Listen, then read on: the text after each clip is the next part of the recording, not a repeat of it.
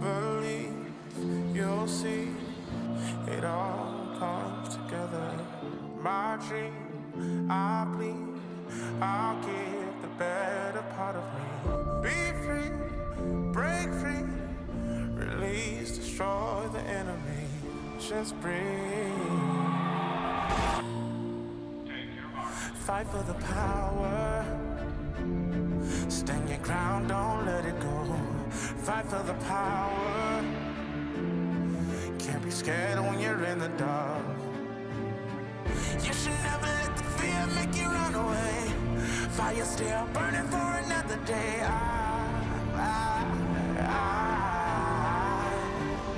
Fight for the power.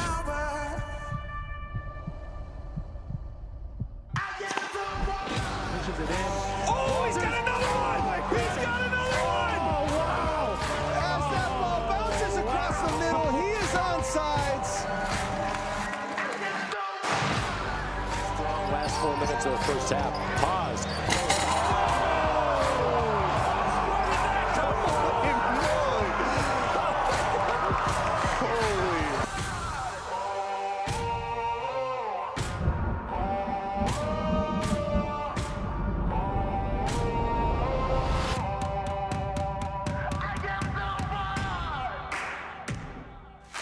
Let's go. Hey, when we get the ball back, punish them.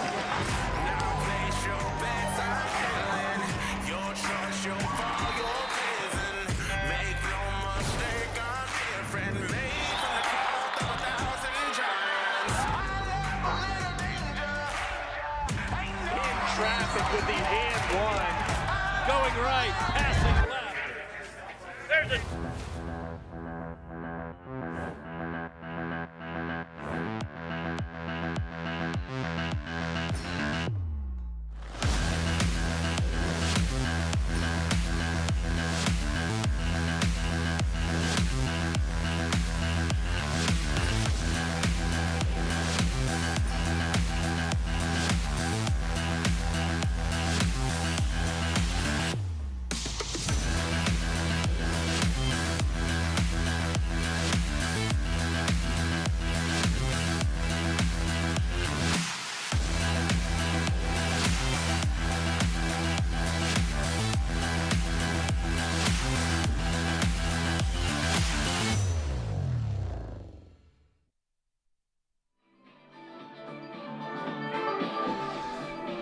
Hello and welcome to the campus of Hope College here in Holland, Michigan and Van Andel Soccer Stadium. We are here for the MIAA tournament semifinal between the Hope College Flying Dutchmen, the #1 seed, and the Adrian College Bulldogs, the #4 seed. And we have an incredible matchup tonight. Hope coming in, going undefeated in the league. First time in a long time with an outright MIAA regular season championship. Not a tie. Since 2006. Yes, nearly 19 years for the Hope College Flying Dutchmen. And then Adrian College Bulldogs won the quarterfinal matchup on Saturday against the Kalamazoo Hornets, a very good team. And so they're coming in feeling confident. They ended up 500 in the league, and so it's going to be a great matchup tonight, Lance Pello. We also, in just a minute, are going to honor our all MIAA honorees tonight. The Great Eight. Yes, for Hope College and then Adrian as well. So we are tonight on the MIAA Sports Network as well as the Anchor Network.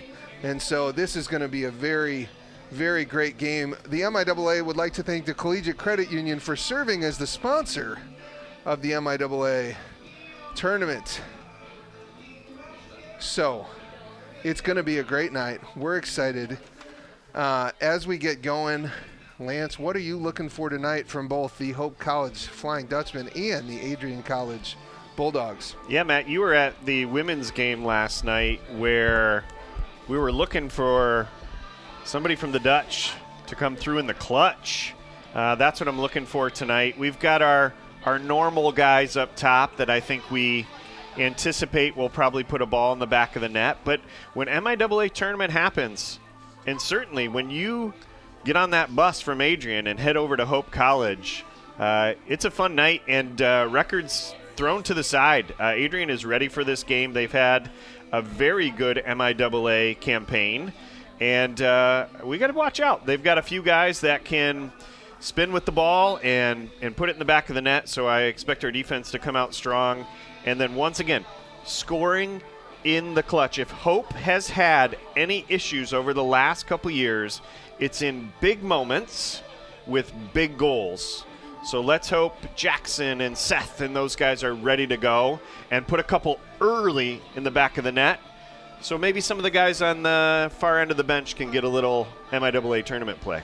Yeah, statistical leaders for the Hope College Flying Dutchman. Jackson Midland coming into the game with 12 goals on the season for the Adrian College Bulldogs. Kyle Jennings leads all of the statistical leadership board with 5 goals, assists, shots on goal, saves goes to Eli Sizemore, their great goalie here. And it's just a Van Andel Soccer Stadium here as we get to see the feed and see people coming in. It's a beautiful night for soccer. We have nearly a full moon cresting over the trees. I don't know if they can get that on the feed, but it is just beautiful here.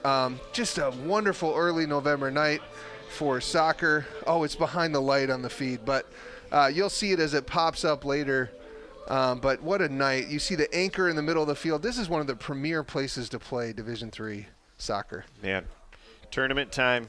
In fact, Matt, I know this is not a visual thing as we're on the Anchor Network, but I'm wearing my Hope College gear from way back in the day. Right, I see that. I was telling my son, the last time I wore this, we were MIAA champions. That was back in the mid-'90s. Wow.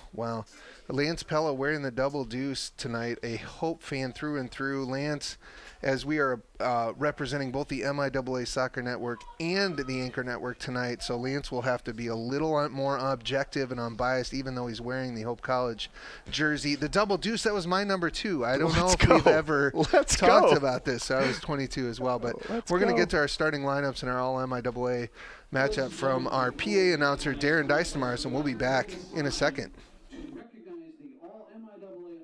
That are present here at today's game. First, the all-MIAA second team selections. From Adrian College, Dominic Kreichmer. From Adrian College, Kyle Jennings.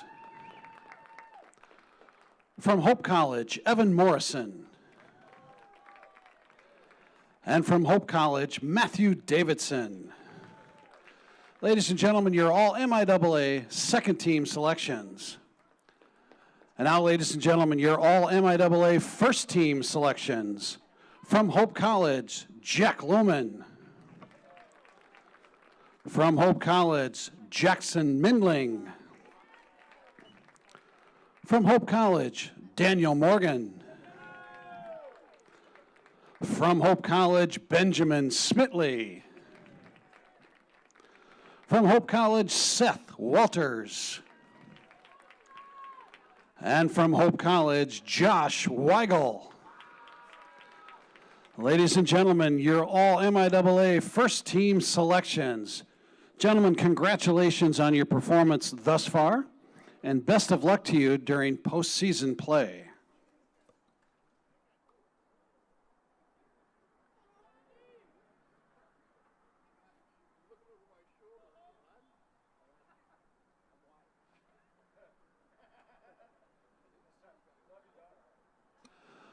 Good evening, ladies and gentlemen, and welcome to the Van Andel Soccer Stadium here on the campus of Hope College for today's MIAA men's soccer semifinal contest between the Bulldogs of Adrian College and your Hope College Flying Dutchman. Here tonight's starting lineups. First for the Bulldogs, a sophomore from Canton, number 1, Eli Sizemore. A freshman from Canton, number 7, Brian Baker. A sophomore from Royal Oak, number 8, Owen Soper. A senior from Walled Lake, number 9, Owen Emmert. A freshman from Bloomfield Hills, number 12, Dominic Kreichmer. A sophomore from Saline, number 16, Simon DeWeed. A senior from Waterford, number 17, Kyle Jennings. A junior from Milford, number 18, Connor Hayes. A freshman from Dearborn, number 21, Hadi Saad. A sophomore from Canton, number 22, Nick Miller. And a freshman from Roseville, number 29, Jaron Taylor. Head coach for Adrian College is Charlie Miles. And now, ladies and gentlemen, here's the starting lineup for the Hope College Flying Dutchman. A freshman from Holland, number 0, Daniel Morgan. A junior from St. Joseph, number 4, Seth Walters. A freshman from Novi, number 5, Jack Lohman. A junior from Canton, number 8, Evan Morrison. A sophomore from Grand Rapids, number 9, Jackson Mindling. A junior from Naperville, Illinois, number 13, Josh Weigel. A senior from Ada, number 14, Grant Hassenreck. A sophomore from Wyoming, number 16, Benjamin Smitley. A junior from Park City, Utah, number 18, Evan Sandys. A senior from Grand Ledge, number 24, Matthew Davidson. And a sophomore from Holland, number 29, Owen Seidhamel. Head coach for the Flying Dutchman is David Blonick. And now, ladies and gentlemen, at this time, we ask you to please rise. Gentlemen, if you would, please remove your caps. Ladies and gentlemen, our national anthem.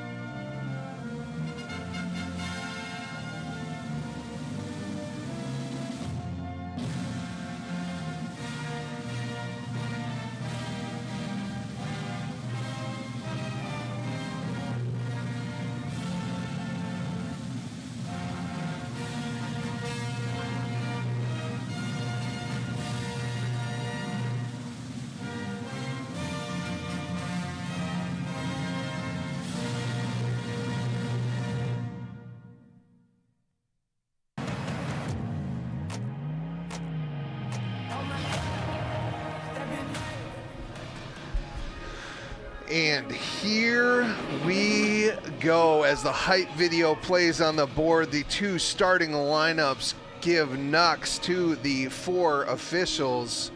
Hope in the white and orange starting on the south end, going from right to left. The Adrian College Bulldogs taking their starting lineup pick for this social media, going from left to right. And it is going to be a game. My name is Matt Margarone. I am joined here by Lance Pello. Lance, it's MIAA tournament semifinal time. This is what all of the preseason, all the work comes down to, and we're here.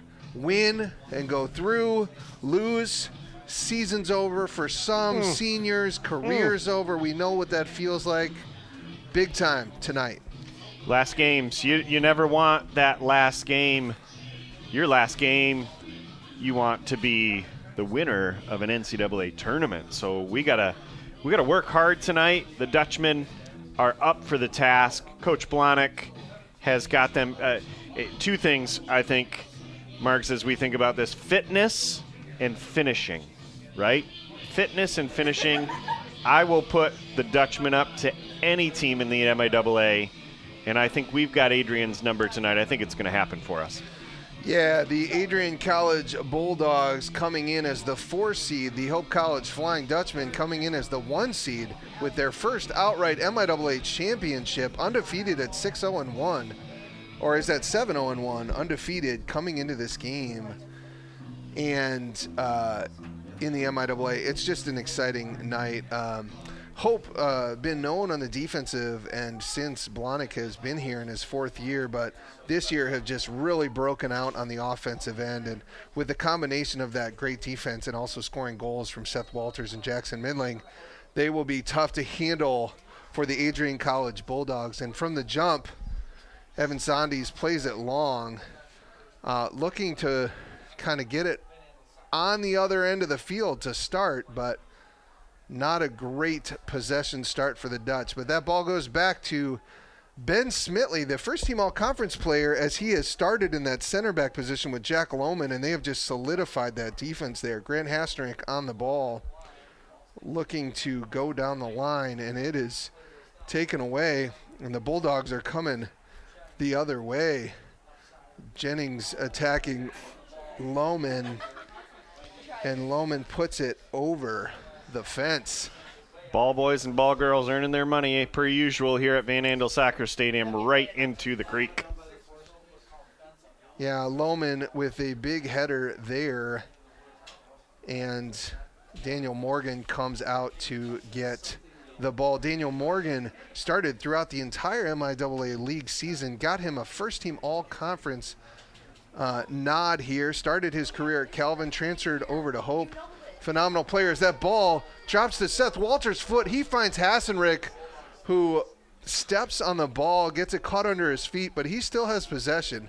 Plays that wide to Davidson, and that ball is cleared but not out of danger. Weigel finds Midling. You do not want to give Midling any space. He tries to get a shot off in between Brian Baker, and that ball just goes wide.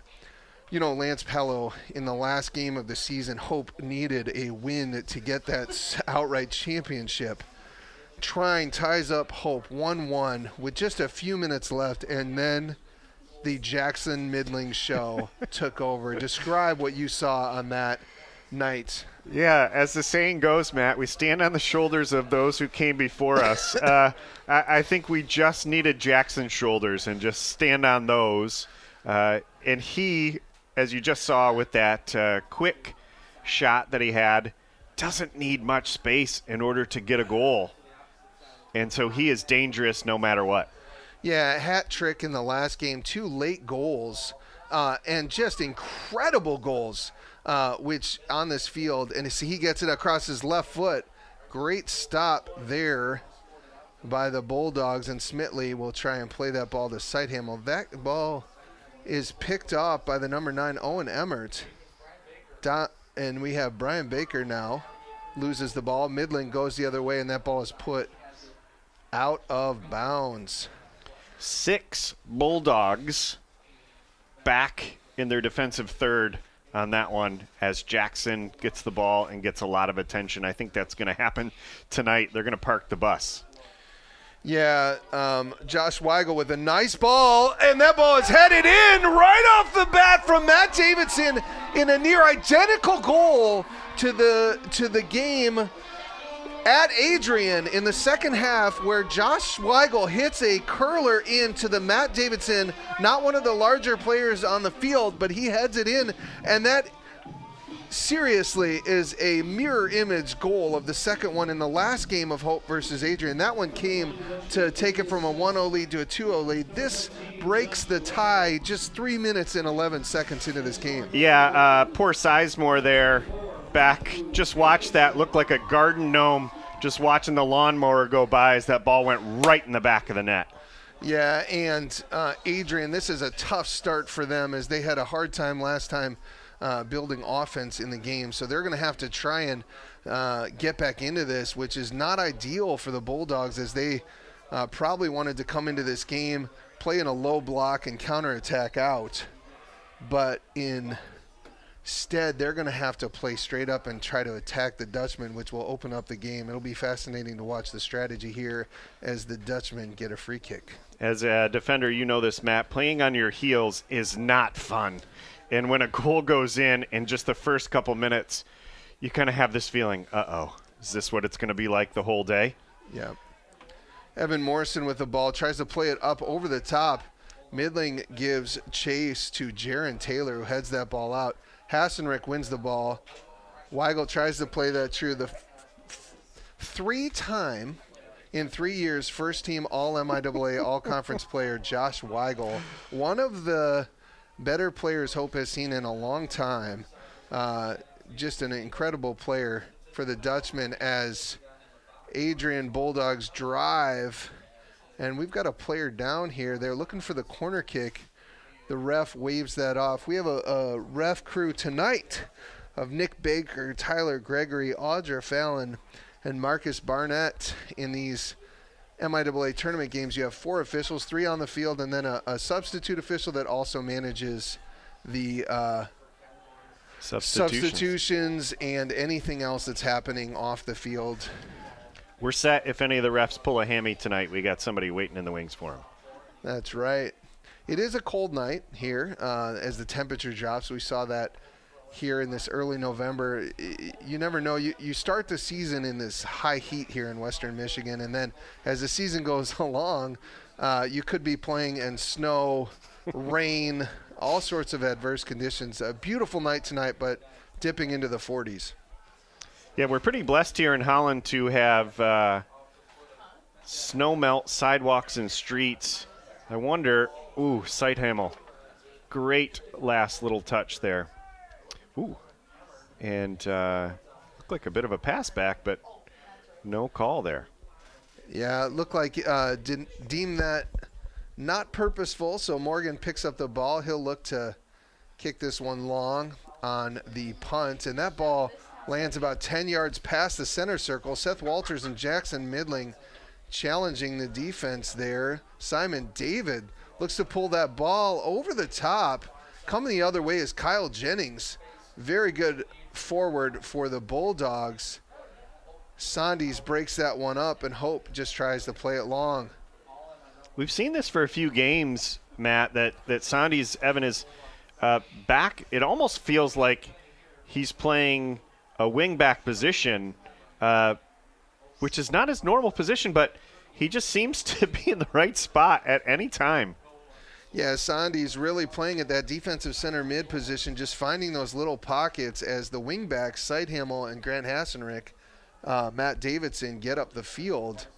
Evan Morrison, another Calvin transfer, tries to put that ball over the top. Jaron Taylor heads that one, and Walters hits it low.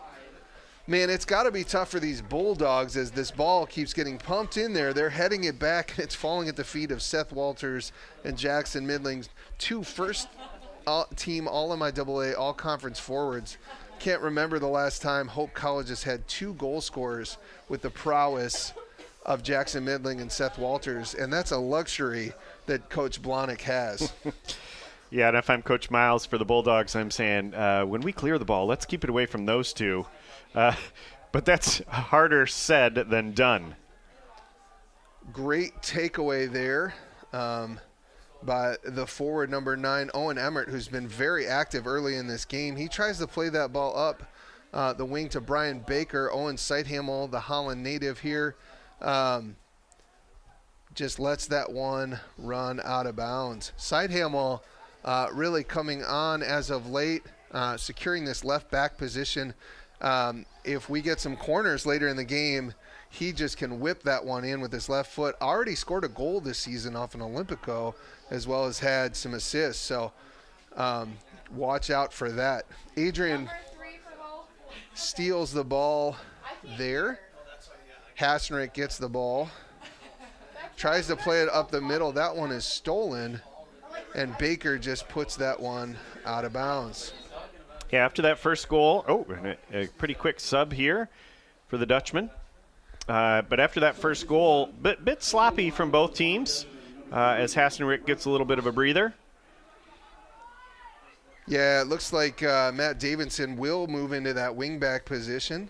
Riker Korstanj, a fabulous junior, will move up to the forward position, and Walters will kind of sit in that pocket underneath. Emmert drops the ball in to Hadi Saad, and Adrian getting a good spell of play here as Emmert has been very, very active, and it's taken all of Morrison to be able to handle that play here. Nice spell of play from the Bulldogs. Simon David plays this ball wide to Owen Soper. That's stolen from Weigel. He's going to spring Seth Walters loose, who plays it up to Riker. Riker injured earlier in the season. It's great to have him back if you're Coach Blahnik, Lance. Yeah, another guy who can finish up top, and he's also a great distributor. Got the Magic Johnson feel to him where he can score and pass. Ooh. Oh, that is a foul there. It looked like Owen Soper coming into the back of Josh Weigel, and Weigel with his relentless work rate drew that foul. A little push in the back that he tried to get away with, but this is dangerous here from about 23 yards out, just left of center. Matt Davidson and Evan Sondes will stand over the ball. Lance Pella, what are you trying to do? You got 5 in the wall on a play like this. What am I trying to do, or what are these guys trying to do? Because what I'm trying to do is say, who's taking this kick? But really what we're trying to do is curl it around or curl it up and over. So, where the laces meet your shoe is kind of that spot on your foot to get some nice curling action up and over here. Davidson unable to get it over the wall. The 5-man wall works. Sidehamel plays a curled ball dangerously in. Nice win on the header from Dominic Kretschmer. But Morrison turns on it, gets his left foot around it, and it just goes wide of the post. Eli Sizemore will be glad because there was a lot of bodies in the mix there. Once again, free kick from 19, 20 yards out. It's harder than it looks to get it up and over and down. So just an unfortunate mishit, but we'll get some more of those because we're an aggressive team up top. Yeah, in a really tough game against Kalamazoo a couple weeks ago, Matt Davidson hit a goal off of that on the other side. Unable to get enough on that, as that's a nice play from Owen Sidehamel finding Smitley, and great passing here from the Dutchman up until that moment, but a nice steal and step in by Nick Miller. Seth Walters playing in that attacking mid position, dropping in so Riker can play up top. Jackson Midland cuts it to his right foot, and that's a nice double team play there by Simon David. Sidehamel calmly just finds Morrison, who will move it to Sondes. And Hope, I've got to say, looks very crisp and quick with their passes tonight. I've been watching this team all season, and they are just getting after it, playing that ball with a lot of pace on the pitch on this crisp night. Yeah, you know, as the season goes on with you and your teammates, it's almost just reactive of where they're going to be, when they're going to be there, and especially for the Dutchmen who don't have a lot of guys coming off the bench. So these guys are fit and accurate with their passes. They know where their teammates need to be and where they should be, especially as we go up the middle. I think that's one of our strengths. Great header there by the Bulldogs, just clearing that out. Emmert been kind of that lone forward trying to win that ball and drop it back, and but Adrian has not been able to get enough width on their play to keep possession, and so they're just trying to playing it through the middle, and it keeps getting stolen there. Hope been a little better being able to move it side to side and back, as Sondes, you see, has a lot of space here, and they're going to use Smitley and Lohman in those deep center back positions as Smitley kind of takes it up the middle. Nice pass on the ground there to Midling, who calmly finds Sidehamel, and Hope will be just content to kind of move this ball around and try and get the Bulldogs tired over 90 minutes. Davidson settles this ball. Sandy's, like you said, kind of sits in that little pocket there, and it's just the release valve, I would say, for this team. Yeah, he's geared up to make an attack too, but that little spot, he always seems to be open, always. Weigel plays that ball down the line, and he gets to it first, and that is defended and put out of bounds for a throw-in by the number 29, Jaron Taylor. Hope will look to have a long throw or a corner here. I could not see what we're doing on this play. You know, in that last game against Trine, we talked about Jackson just having a breakout game with those goals. But Josh Weigel was, and we had a few comments from friends watching the broadcast, and were saying that Josh was the man of the match there. Yeah, long throw from Matt Davidson. Not the expected person, but he also doesn't have the height in the box that some of the other players have. Morrison with another ball across that just gets over the end line. Not enough loft on that one as Riker was crashing on, but what a nasty little cut there to get that cross. That defender just flew right by him. Yeah, and I'm a kid from Naperville, Illinois. I actually went to and coached at the high school where Josh Weigel comes from, so I have high praise for Josh Weigel. But anybody who watches the game, a 3-time first-team All-MIAA player, will just notice his talent from the jump. Just relentless work rate, plays both ways, offensively and defensively, as Sighthamel just kind of hits that one up into the mix, and Lohman rescues him on that play. But Adrian, coming the other way, plays it over the top of Davidson as he's just going to put that one back up the line. This is a nice little attack from the Bulldogs. See if they can sustain it. Simon David puts it over the top. Morrison wins it, and Weigel just plays it up high to Riker, who's challenged. And a physical play early from Dominic Kretschmer, the second-team All-MIAA player, giving Riker all he can handle. Great save there by Eli Sizemore. Yeah, Sizemore up to the task there, saw that ball coming through, stepped out. He was about 15 yards off his line as that ball was kicked. He knew it was coming across. Smitley with a great play there, and Weigel again just kind of shows up. Sighthamel puts that one up into the mix, and Hope has done its best when they've played that ball on the ground, moving it around, and credit Adrian to put a little more pressure on Hope's backs, and they've been looking to distribute kind of over the top, and that has not been working.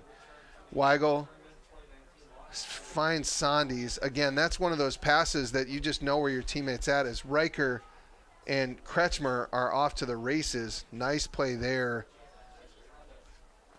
And Sandes will win this head ball here. Riker plays that ball up. Seth Walters challenging for it. We've got Midling and Weigel. Weigel, who settles it down, cuts it back. Oh, tries to get through. Unable to. Midling plays that ball wide, and no one there as Sandes goes and tries to win it, but that goes out of bounds. Nice challenge there by Connor Hayes, the junior from Milford, Michigan. Unfortunate for Evan. He thought for sure that was going to be his throw, so he let it go out of bounds because he certainly could have stopped that and kept it in play. And that ball will go out of bounds. Lance Pello, did you know that the MIAA is the oldest conference in the USA? And the Trine Adrian College Bulldogs, Hope College Flying Dutchmen are a part of a legacy in the Michigan Intercollegiate Athletic Association that has lasted a long time. Yeah, I start to think about some of the traditions at Hope, the Pull, Nykirk, those sort of things. Hope's been around a while. You know, the Hope-Calvin rivalry, one of the longest-standing athletic rivalries in the country. So, yeah, the MIAA is where it's at.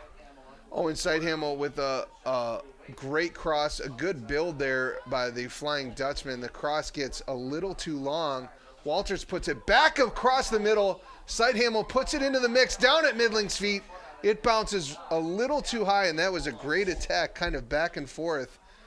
But right at the last minute, we saw Jaron Taylor just kind of rescuing the Bulldogs from being down 2-0.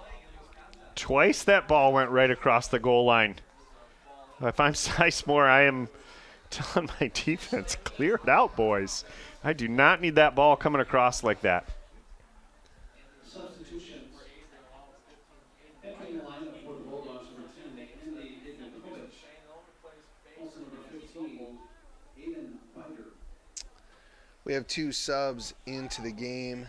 Andrew Ignatovich, the number 10 from Battle Creek, Michigan, not too far from here. Lance Pello, and Aiden Bider from South Wales, New York, the junior defender. A little farther away. That's right. Than Battle Creek. Nice throw in here. Emmert tries to settle that down. And now the Bulldogs have it on Hope's side. Bulldogs unable to get a shot so far in this game, but they've had a bit of spell of possession and some dangerous attacks. Hope's defense has just been too strong and have bent a little bit, but haven't broke down yet and allowed the Bulldogs a shot. Nice cross there as Emmert chases. Morrison is tracking with, and Morgan just grabs that. And no harm, no foul on that one. Yeah, Adrian not able to penetrate the defense very much here, so that long ball is really going to be their MO for most of the game.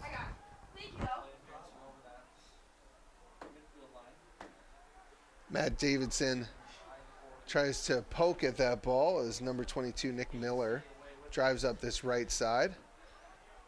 Weigel working there. Morrison just kind of cuts it back.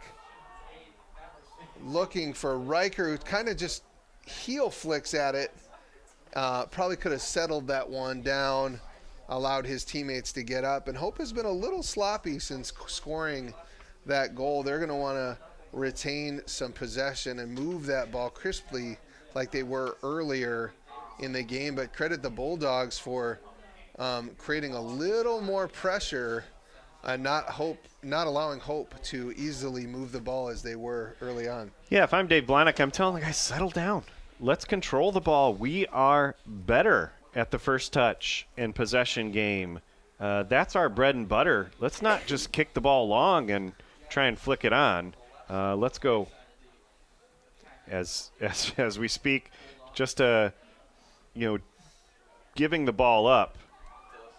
Nice turn by Jackson Midling. That ball goes out of bounds on Nick Miller, and Hope will get a throw-in. My youth coach used to say, if the other team doesn't get the ball, they can't score. Pretty simple, but so true in the game of soccer. If you maintain possession, the other team simply can't have the attacks that they're wanting. Hope's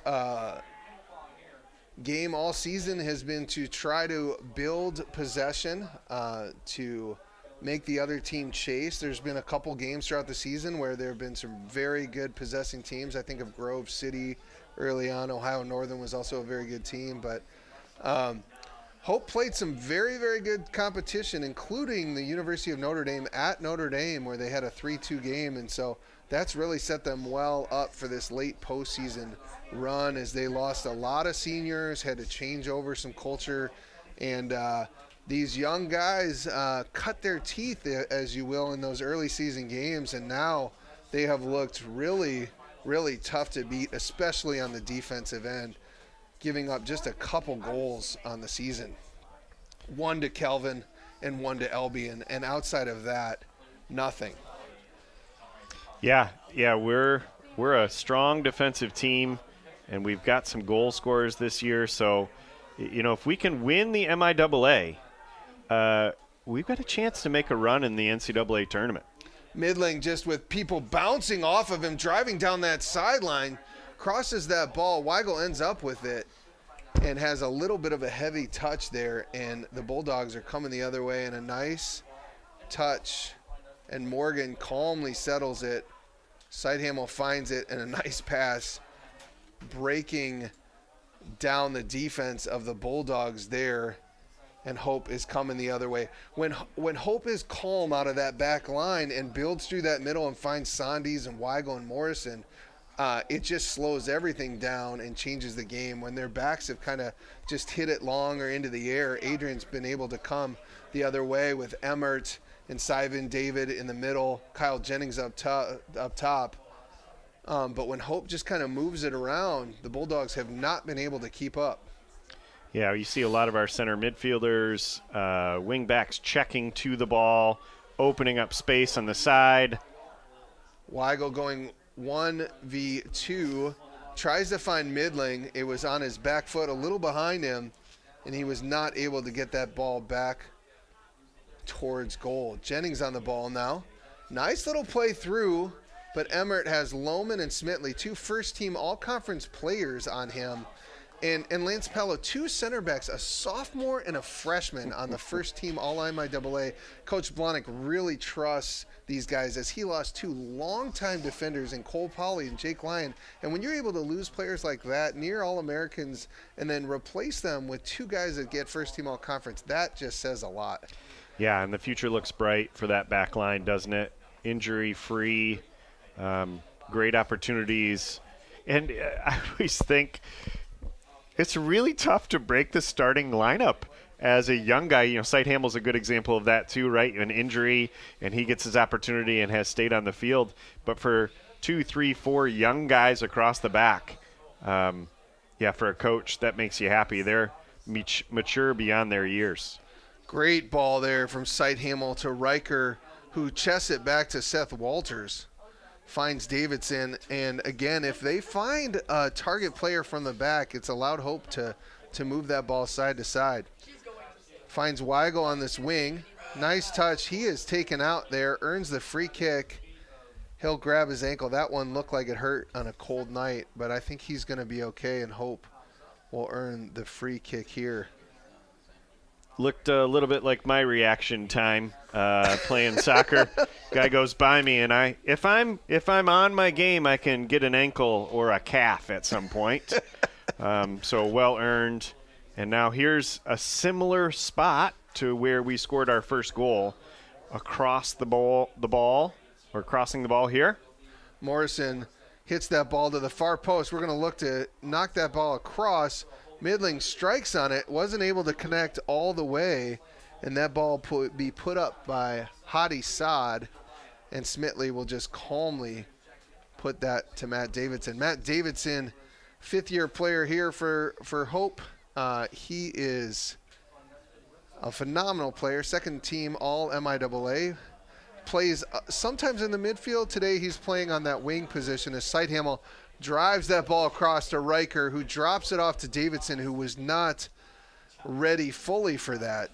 But Davidson now drives at the defense, tries to cut it through, gets on it, and a great save by Sizemore.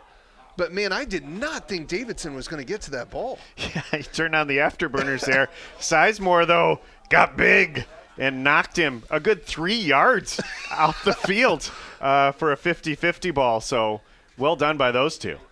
I've got to take a moment to give props to Matt Davidson. It's a cold night, and he's not wearing any gloves. So that was what allowed him to get that speed there. As Sighthamel more aerodynamic. As Sighthamel now will stand over this ball and watch this left-footed, wicked ball. Oh, my. He was going for that upper corner, and it goes all the way out of bounds, but dangerous on that corner. Yeah, kick. Sighthamel, magic shoes. If you notice, and hopefully we'll get in a nice close look there. Some blueberry blue soccer shoes there for Sighthamel. Those are gorgeous. Yeah, keep an eye on those as the game goes along. They make my heart happy. I always, when I was looking for soccer shoes as a kid, my mom would say, hey, do you want the Copas? Do you want what the other guys have? Nope, I wanted something very different. You weren't the guy that wore the white shoes, though. No, we weren't into the MIAA Thrifty Acre shoes, MTA Pros, but I had some red ones back in the day, had some purple ones, before it was cool to have the colors. Adrian coming the other way. Nice play here down the line as Lohman has to step out to defend. Davidson comes, the second man on the defender. He goes down, and the Bulldogs with a give and go. Dangerous here as this is still a 1-0 lead. That ball gets crossed, and it is just cleared out. Davidson back up, but a nice play there. Mustafa Hussein is into the game, and it looked like number 8, Owen Soper, I believe, driving down that left side. Yeah, I think he just got cleated, maybe a step, the cleat on the top of the foot. That's smart, especially on a cold night, but Davidson moving around, doing just fine right now. Looks like the number 11, Kyle Peterson, will take a long throw. That ball is flicked on and dangerous. That's one of the first real good opportunities for the Bulldogs, and Morgan comes away with it. But this is, despite Hope's possession, this is just a 1-0 game. And a long throw, a PK we saw last night in a game here at the same time between the Hope College Flying Dutch women and the Trine University Thunder, a 1-1 tie that went into overtime despite the domination by the Dutch. So a lot of game left to play as we have an injured player down on the field. He hops back up, number 21, Hadi Saad, limping down the field. Keep your eye on that. Looks like he took a pretty good knock. I could not see what happened there. But Sandys comes away with this. This game is getting physical. Sight Himmel with a great play there to Weigel. Oh, nice pass from Weigel. Riker back to Weigel. Touches it and hits. Oh, right down the middle. Great little give and go. A nice drop-off pass from Riker Korstange, and Weigel gets a good hit on it, but just unable to find the corner, and Sizemore was big again. Yeah, he's been up to the task after being caught stone-faced at the first shot with the header that went right by him. I think Sizemore is going to need to encourage his defenders not to let more plays like that happen. It's tough to corral these midfielders like Evan Sandys and Josh Weigel, Seth Walters. They just kind of find those little pockets of space, and they just work relentlessly. That's one of Coach Blahnik's goals there is Hope comes up with a foul, and the Bulldogs will have a free kick here. But Hope does a great job of finding these little pockets of space for their midfielders, and so that's really hard to defend. You're in a system. These midfielders are just never staying in the same place. But Adrian Bulldogs coming the other way here. The right back, number 22, Nick Miller, coming down the line. And we have number 26, Nicholas Kiophilis, into the game. And he wins a throw-in here for the Bulldogs. And they will slow it up. Jaron Taylor asking his coach, should I go up? The center back, along with the number 12, Dominic Kretschmer, 2 defenders here. And the long throw going to be coming from Kyle Peterson, the sophomore from Plymouth, Michigan, and Salem High School. That ball is low to the near post. Dangerous as it skips off the turf, and Jaron Taylor goes down. As a Canton grad, Matt, Salem is my mortal enemy. So, and it's really odd to see Adrian's got both Canton and Salem guys on the same team. So that's got to be tough to play against each other. By the way, that's 3 high schools on the same piece of property. It's called the Park down in Canton, Michigan, Plymouth, Salem, and Canton. All in the same complex there. That's correct. Yeah, I remember coming to Hope and walking. Oh, what a turn from Jackson Midling. In between classes. It took me longer to get to classes in high school than it did on Hope College's campus. Wow, that is something I did not know, Lance Pello. That's a nice little bit of information. And yet, even on the same campus, there was that rivalry kind of that went along. You didn't like the players from the other schools, even though you might play club with them, even though you might grow up with them.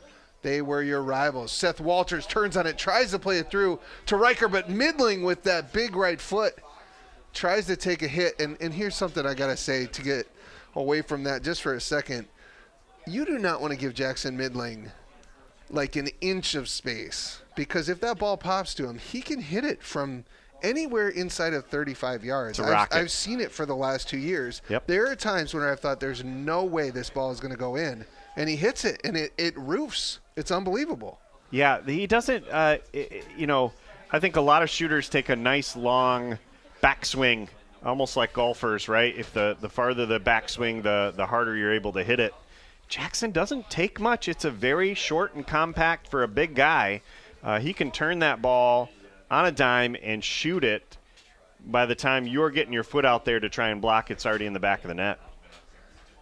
Sizemore will take the goal kick here with 11 minutes and 33 seconds left in the first half. Hope with a 1-0 lead in this game off an early goal, 3 minutes and 11 seconds in from Matt Davidson with a perfect header, kind of just causing Eli Sizemore, who's had a great rest of the half, coming up big in a couple different plays on Davidson even later.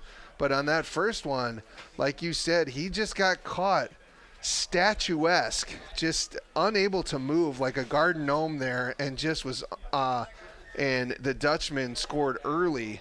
And after that, this game has kind of been a little bit more back and forth, and the Dutchmen have not been able to break through, and the long throws for the Bulldogs have been their most dangerous plays. Beautiful ball across. This is opening up space. This is what the Dutchmen need to do, outside-inside attack. Give yourself plenty of room out there on the wings. Sandy's content to just move the ball as the Bulldogs have 11 players behind the arc of the center circle, and it's hard to build through that many players, but Hope is looking to try to do it. And a nice little combo there as Midling chases it down, and Taylor will keep that out of a corner kick or goal kick situation, but that'll be a long throw here as Matt Davidson will come across the box. Jack Lohman, Evan Morrison, Owen Sighthamel, Jackson Midling. Those are tough players to try and defend on a long throw. Yeah, this is becoming the norm in college soccer, right? These long throws that are simulating a corner kick as we stack the box on the front post here. Davidson with the throw, looking for the play, and Jaron Taylor just puts it out of bounds, and he grabs his head knowing that corners are not the type of play that you want to give up. Davidson now will take this ball. He goes from a long ball on the throw, and now we'll try to hit a corner kick here. Oh, and an injury. Yeah, that is that situation we saw earlier. Hadi Saad, who's going to come off the field. He looked like he got a knock on his leg. Looks pretty upset here as the freshman from Dearborn, Michigan. Yeah. Hadi Saad has been the last time we played Adrian, he was their kind of the heart and soul of their team. Sad to see him. Great win on the header there by Owen Soper. Sandes will play it wide to Davidson. Smitley will move that ball side to side.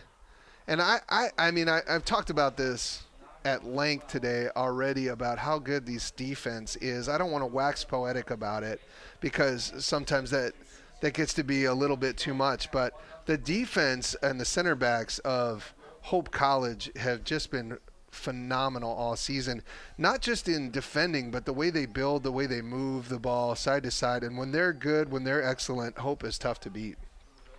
Yeah. Oh, man. That was a great little step over dummy there. And Sighthamel almost didn't expect it as well. That's right. When your teammate just lets that ball go through and you're ready to make the run and the ball's all of a sudden on your feet, that's a little tough. But getting back to those defenders, yeah, the saying goes, offense wins games, defense wins championships. We have the pedigree to do some amazing things on the defensive end. Now we just need to finish and get a couple more goals.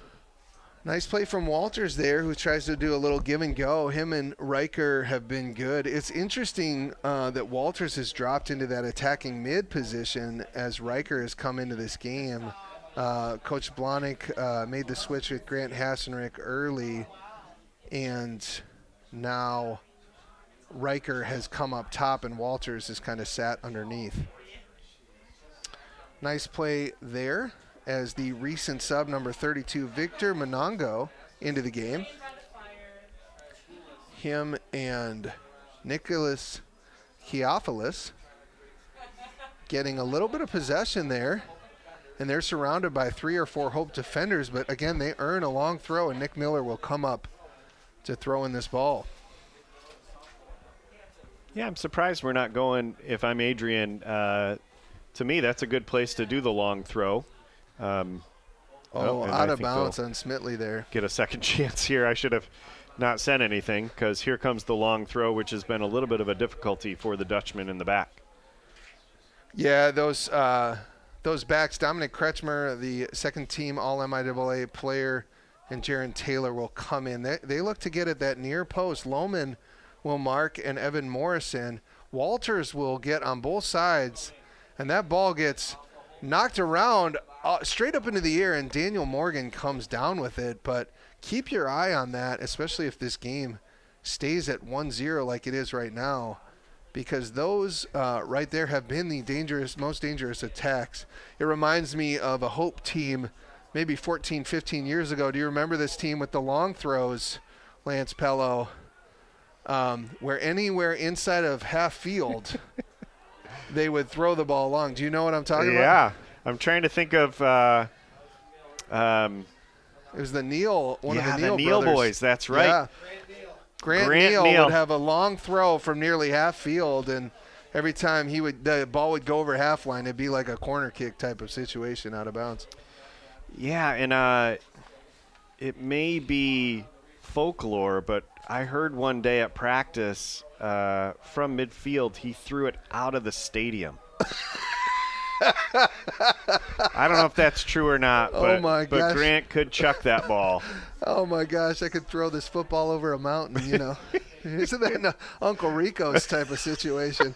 Jackson Midling on the ball finds Seth Walters, unable to get that through the middle, and it is blocked by Kretschmer, I believe, who's had a great game in the middle of that center back position, but he has been under constant pressure from Riker Korstange.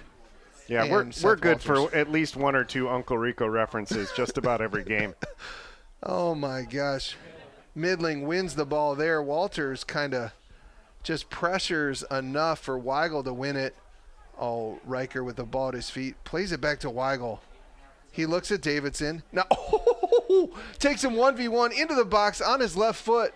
Finds Midling. Oh, rolls over it and turns on it, and that ball is saved by Sizemore, unable to get enough on the left foot, but that was created by Weigel, taking on about 6 players there. Hey, kids watching at home, Jackson just did what we call the rake. Yes. A nice rollover with the bottom of the cleat. Put it right on his left foot. And once again, Sizemore up for the challenge and ready for those. Beautiful play by Sighthamel here. Oh, my gosh. Nice win by Sighthamel. Tries to play it up to Midling, and Midling has said, I just ran for 40 straight minutes.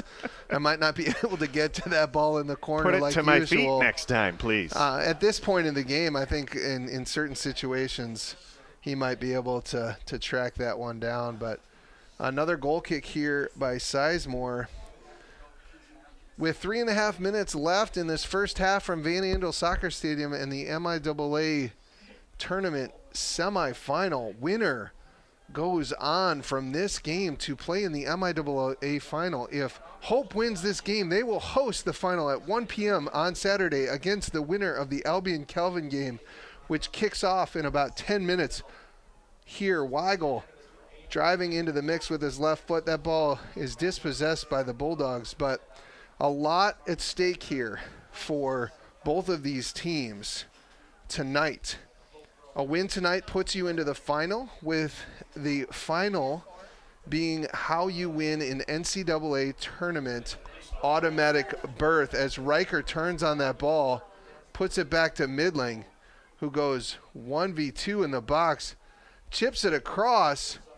Morrison challenging, and that ball is cleared out by Aiden Biter. But yeah, Lance, talk about what's at stake in this game, the MIAA tournament, the other game that's going on, Albion and Kelvin. Down at Albion, actually, as Albion won the 2 seed won 4-3 earlier in the season in an incredible game. Talk about kind of everything that's going on in the MIAA. Yeah, wouldn't that be an interesting thing if Adrian were able to come back and beat the Dutchman tonight and Albion took care of Calvin? Albion would be hosting the MIAA finals. They've had an amazing season, as we have an offside call there. These are the moments where if I'm Dave Blahnik, I'm walking into the locker room saying, boys, hey, we've got 45 minutes to put this away. And if I'm Adrian, I'm thinking, hey, boys, you did well after an early goal, and we've held our own. Yeah, Coach Charlie Miles, again, will head into the locker room, like you said, and this game is still in front of them. There's still opportunity to get one back, as great play here. Whoa, the triple step over and the cross. Oh, man, that pops up, and Lohman knocks it down close to a handball there, but I'm not sure if that hit his midsection, his thigh, but it drops down to Morgan. But that's it. One play, one penalty, one free kick, one long throw, and Adrian is right back in this game. Yeah, I'm not comfortable yet. 1-0 does not ease my tension as we walk into the last minute of play in the first half. We do not need to give Adrian any sort of energy going into this second half. Andy Ignatovich challenges Sondes there, and he will earn the throw-in. Smitley comes down with it. He's going to look for the big ball over the top as Riker Corstange chases onto it. Jaron Taylor with a great win and header there. Simon David tries to play it up. Weigel with the give and go. 22 seconds left here. He plays it up to Morrison, who's running through. That ball is played out of bounds. Weigel sprinting at it, and Hope, even though they're up 1-0, is not wasting a single second. They want a goal here, and now it is out of bounds. And we will head to halftime with Hope with a 1-0 lead on the MIAA Sports Network and the Anchor Network over the Adrian College Bulldogs. Stick around. A lot at stake here in the second half. We'll be back in about 10 minutes. We'll analyze the first half and then again get into it because we have an MIAA final berth at stake. For now, we will see in a minute. At Van Andel Institute, we're in a race, a relentless competition to get ahead of the diseases that affect our world. Cancer, Parkinson's, Alzheimer's. We are at the forefront of research and discovery. Our global collaborations are a catalyst for big breakthroughs so that we can make the greatest impact on the health of current and future generations. Because in the race to prevent and cure some of the most insidious diseases, victory is the only option. Van Andel Institute, Innovation Unleashed.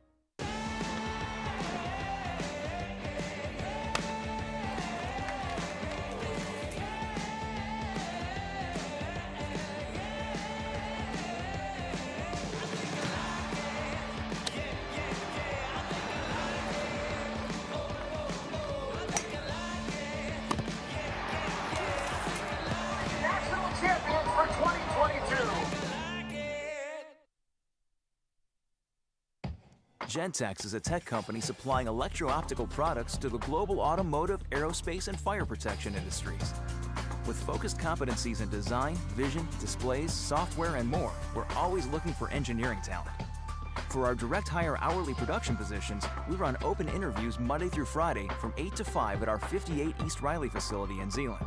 And our facilities, benefits, and culture are everything you'd expect from a world-class employer. Now's the time to join Team Gentex. Holland BPW is proud to support Hope Athletics and commitment to energy efficiency. It's easy for Holland BPW electric customers to get started with Home Energy 101 at hollandenergyfund.com. With Home Energy 101, learn the best ways to maximize efficiency and save on your utility bills. You also get a kit of energy-saving supplies valued at up to $300. Get started at hollandenergyfund.com today. Are you thinking about buying, selling, or refinancing? Your title agency matters, and you have a choice. Lighthouse Title started in Holland, Michigan more than 20 years ago and has grown to over 45 locations. We are proud to be local in these communities.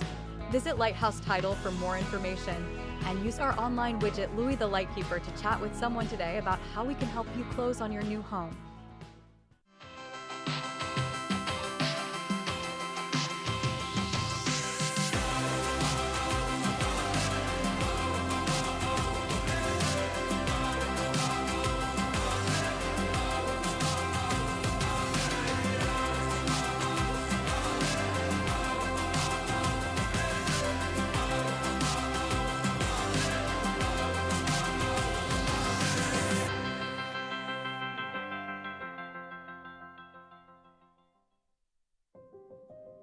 Cancer, we're coming for you.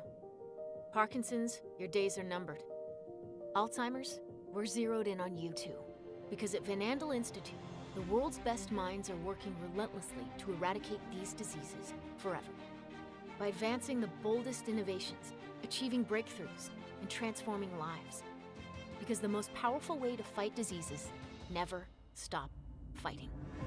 Van Andel Institute, innovation unleashed. Some call it naive, others call it foolish. But hope has never been silenced by doubt. Hope is the unquiet heart, stirring, pounding, driving us towards something greater. It leans into what's wrong and lifts up what's right. It teaches, learns, discovers, imagines what could be, and brings it to life. Hope has to start somewhere. Why not here? Why not now? Why not us? The daring ones. Those who provoke possible, trigger curiosity, and incite joy. For us, hope is more than a word. It's a force, and we are its humble ambassadors. From the beginning to now, we don't just believe in hope, we dare to live it. Hope College. Dare to hope. Hope students are challenged to dig deeper. They're challenged to find their calling and shape their future. They're taught to empower their talents, chase their dreams, and encouraged to make a difference. The Hope student body is ready to change the world. Yeah, my name is Travis Williams. I'm the CEO of the ODC Network. I graduated from Hope in 1998. I studied biology, and then I also played football. In order to be successful, people really need more than just the academic experience, but they need people to come alongside them and help them coach them, mentor them. I find that Hope College has just been one of the best examples of being able to do that anywhere. As an invested community partner, LVZ is proud to help share Hope stories of transformational impact. Our students act as beacons of hope for their community. They lead with courage, conviction, patience, and strength. They're ready to change the world. It's no secret. The best way to learn about Hope College is to spend time on our campus. The Hope admissions team invites you to a personalized visit experience you won't forget. Located in downtown Holland, Michigan, our historic campus is close to shopping and dining and just 10 minutes from Lake Michigan. We invite you to check out our campus tour options or sign up for an online tour with the Hope admissions office. There's never been a better time to see Hope College. Visit us at hope.edu/admissions.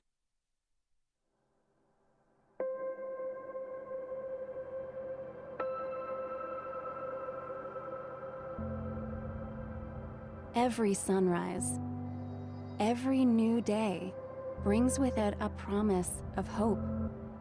Every day also brings us an opportunity to help make a difference, especially for those we know who are battling cancer or Parkinson's. How can you help? Volunteer at an event or create your own through your school, through your business, with your friends.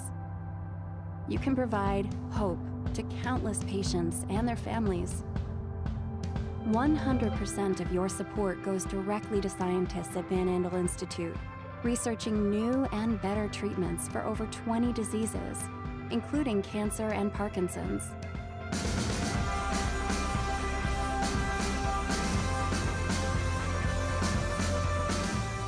Now is the time to make an impact and make a difference. Please help and join the fight today.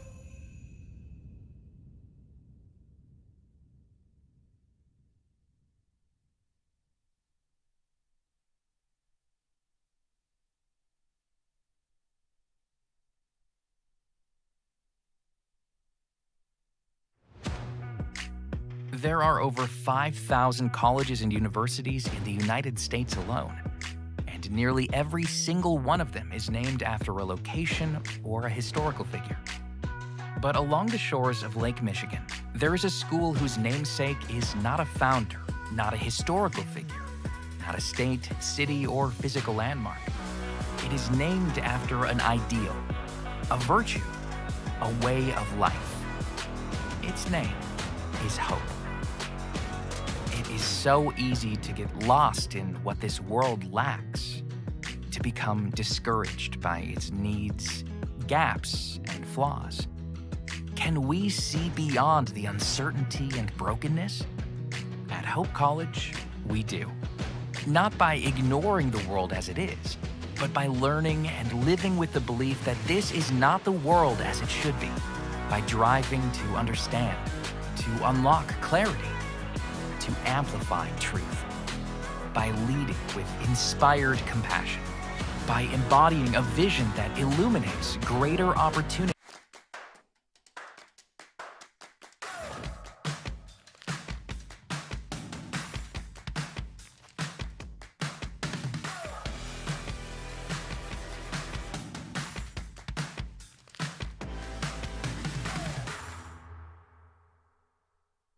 My name is Megan Bigelow, and during my time there, I was on the Hope women's soccer team.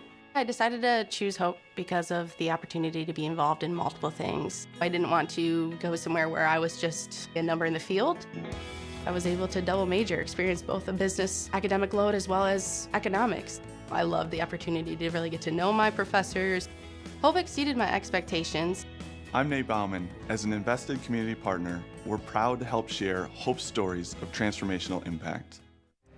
If I do it, I'ma do it for the glory. Yeah, ain't nobody gonna do it for me. I kill it every day up in the morning. It's a blessing, so I do it for the glory. The glory, the glory, you know I do it for the glory. The glory, when I do it, yeah, I do it for the glory.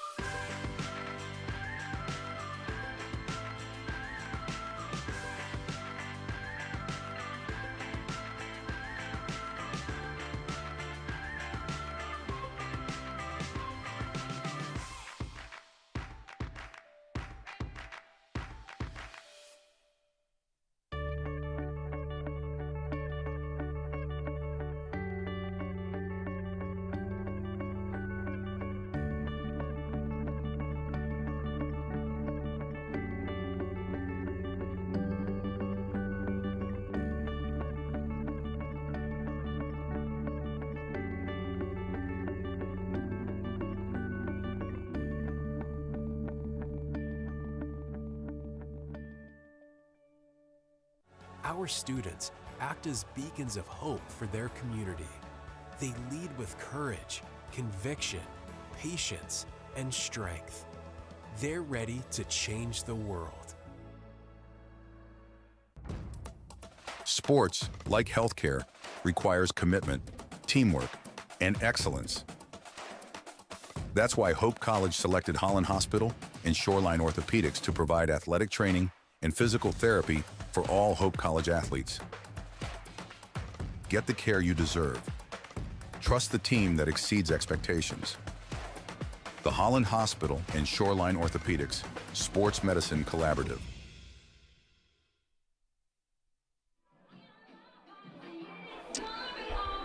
Welcome back to the MIAA tournament semifinal here with the Hope College Flying Dutchman versus the Adrian College Bulldogs. You can see the Bulldogs warming up, getting ready on this cold night to come back in and try to give 45 minutes of tough play in perhaps their last game of the season and challenge the Hope College #1 seed Flying Dutchman in this 1-0 contest. Well, some stats from the first half. Lance Pello, Hope with a 62-38 advantage in possession. Hope also has 10 shots in the first period, and the Bulldogs none right now, although at the same time they've had 3 or 4 flicks from the long throws that have been dangerous coming across the middle and been in Hope's box quite a bit. And so one play, one ball bouncing the wrong way, handball, and despite the shot advantage, this game could turn into a close contest. So it's something to watch for here in the second half. Yeah, you know, some simple things that we talk about when we're coaches as we create a second half plan.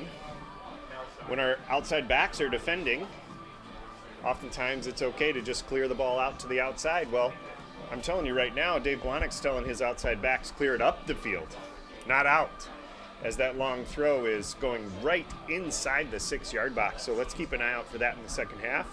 And let's just possess. I was talking to a few people at halftime, and possession is where we want to be. So let's make sure we control the ball so we don't have to worry about losing possession.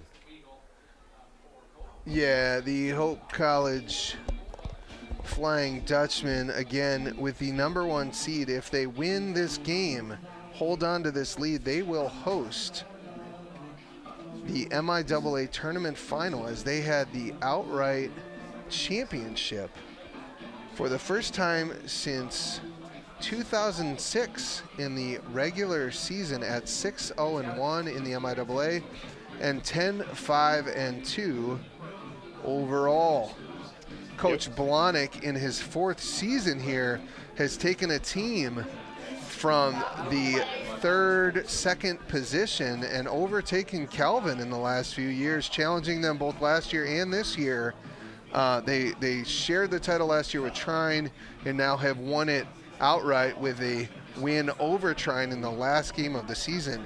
Calvin dropped to the 3rd seed, actually, and is playing tonight. That game just started. We'll keep you updated on that at Albion. And so the winner of this game will play against the winner of Calvin versus Albion. And actually Albion, with a revamped offense and team, has really, really played tough this season. And they won the 2 seed, and they're hosting Calvin. And they actually beat Calvin 4-3 earlier. In a wild back and forth game. Yeah, those rivalries. You know, the traditional ones, if you're a Dutchman, you circle Calvin on your calendar. But this year, right, the circle of Albion on there has been really cool. My childhood best friend played soccer at Albion. We played against each other. And so that was always a rivalry for me. But what's it like for you as you think about those rivalries growing up? And I'm sure there's some references as you think about growing up in Illinois and me growing up in Detroit. We were rivals, we're the Bears and the Lions, but I'm sure you enjoyed your games against Calvin through the years.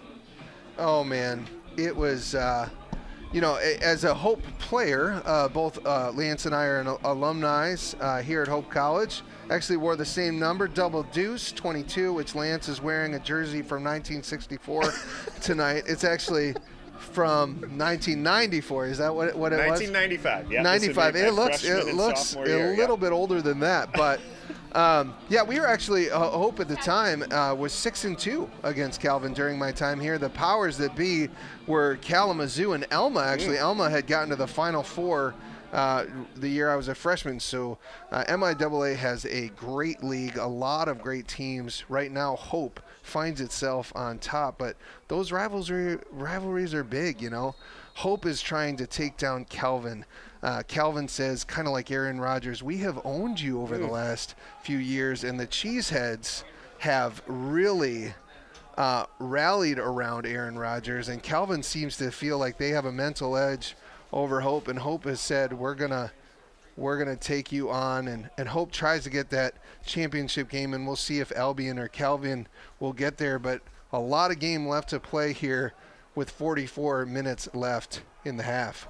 Would the Dutchman fans be the wooden shoe heads? Is Wow. Is that what we would go with? Yeah, Walters with the ball on his right foot here. We'll get back to that in a second, but the clog heads, would that be what the Dutchman would be? As Davidson takes down Jennings, and that's going to be the first card of the game. An awkward defensive play there, and play will stop. Kretschmer tried to play that quick, but on a card, you're not allowed to play the quick play. The clog heads, that's pretty good there. It sounds unhealthy to be a cloghead, but I see where we're going with that. I don't think it's going to catch on at the bookstore here at Hope I think it'd be College. something to see on people's heads, though.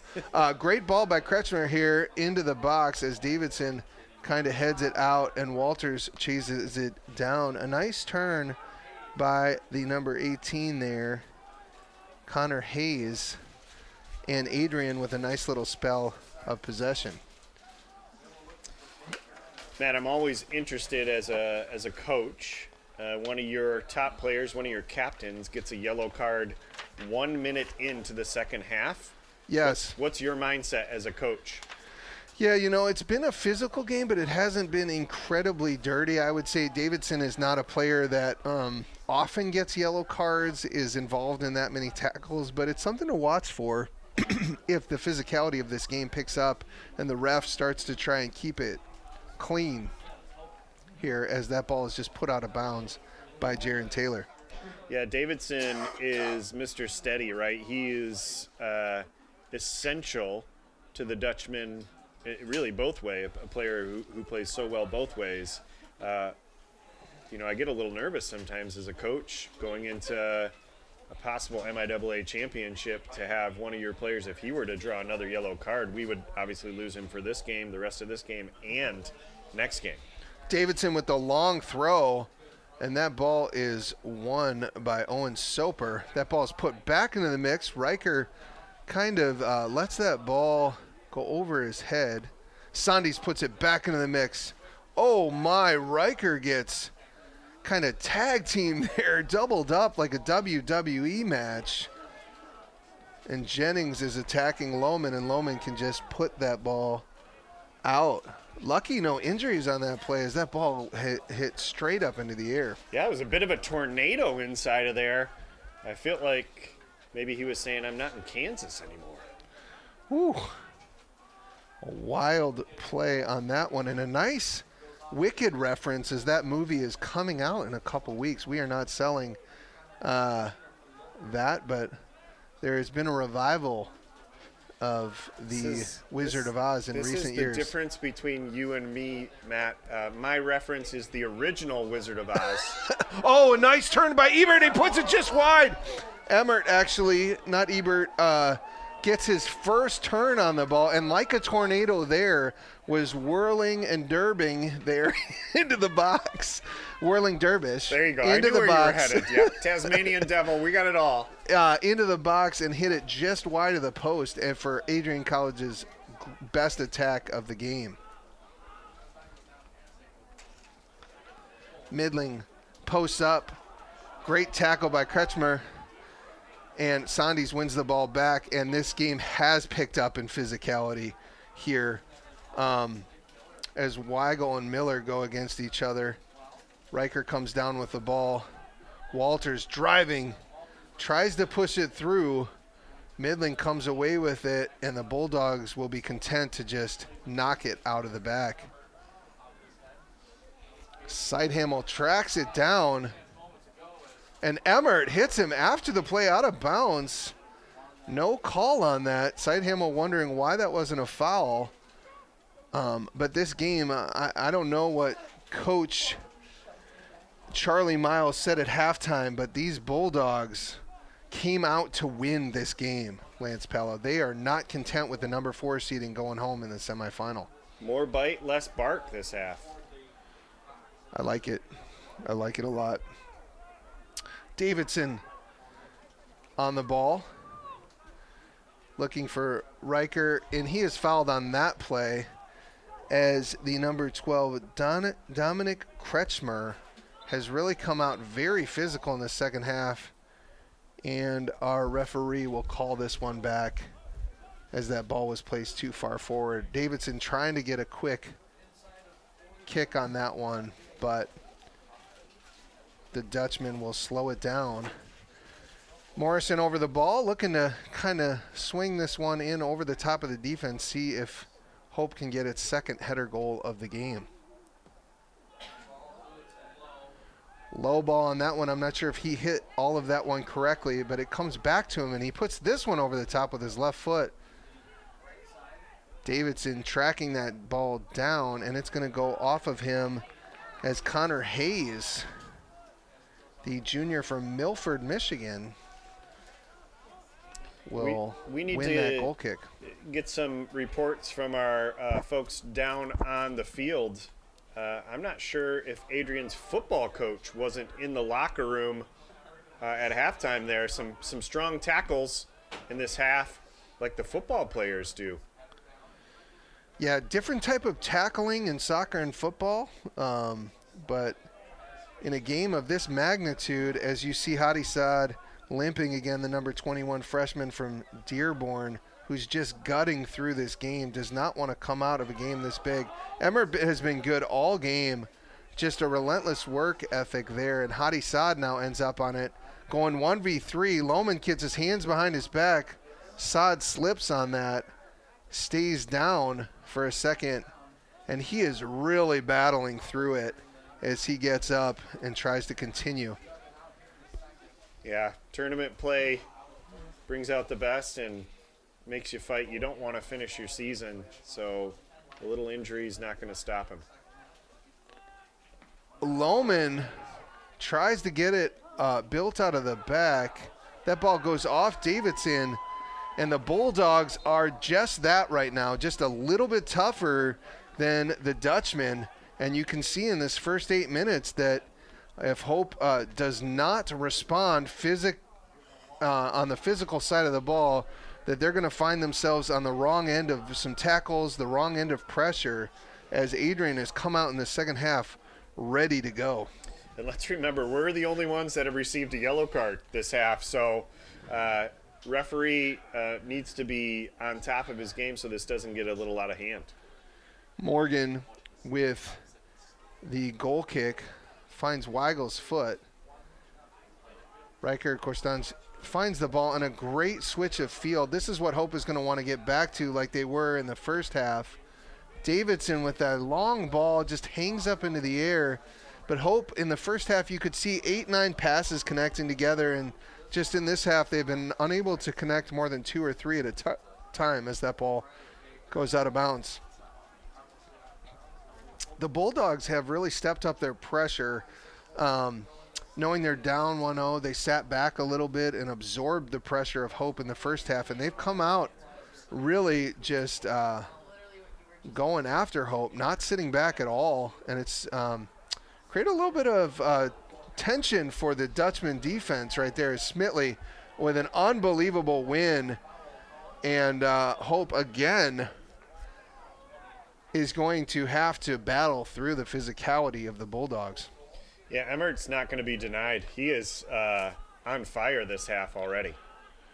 Yes, great play by Kretschmer as he's stepping in front of those long balls now. And Walters gets taken out from behind by Simon David, and you wonder how many calls in a row will happen without a card for the Bulldogs, as they obviously just do not want Hope to be able to build the ball easily, not be able to just get a clean touch and just move the ball with pace.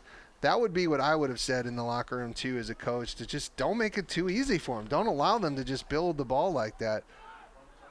Morrison gets the long ball as Midland gets his head on it, and that will go out of bounds for a goal kick for Sizemore.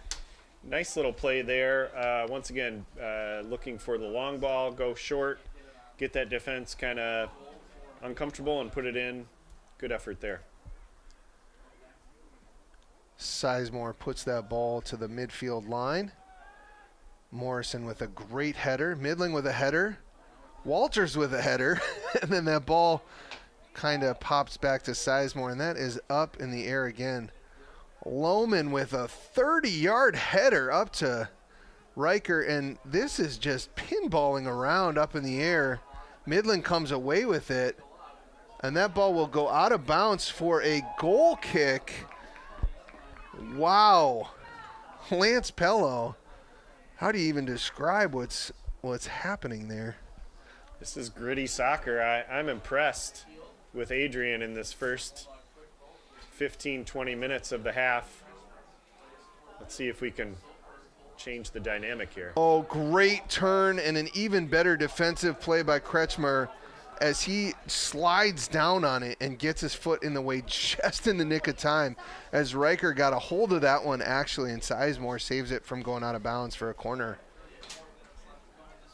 I would say that throughout the season, based on record, the Hope College Flying Dutchmen have played with a bit more skill, moving the ball around, being able to win undefeated on the season. But right now, I would not question the Bulldogs' heart, because they are really giving everything they can, and that does a lot at this level. As Midland comes down with it, Jaron Taylor challenges him and clears it out. Walters gets on it and unable to drop down.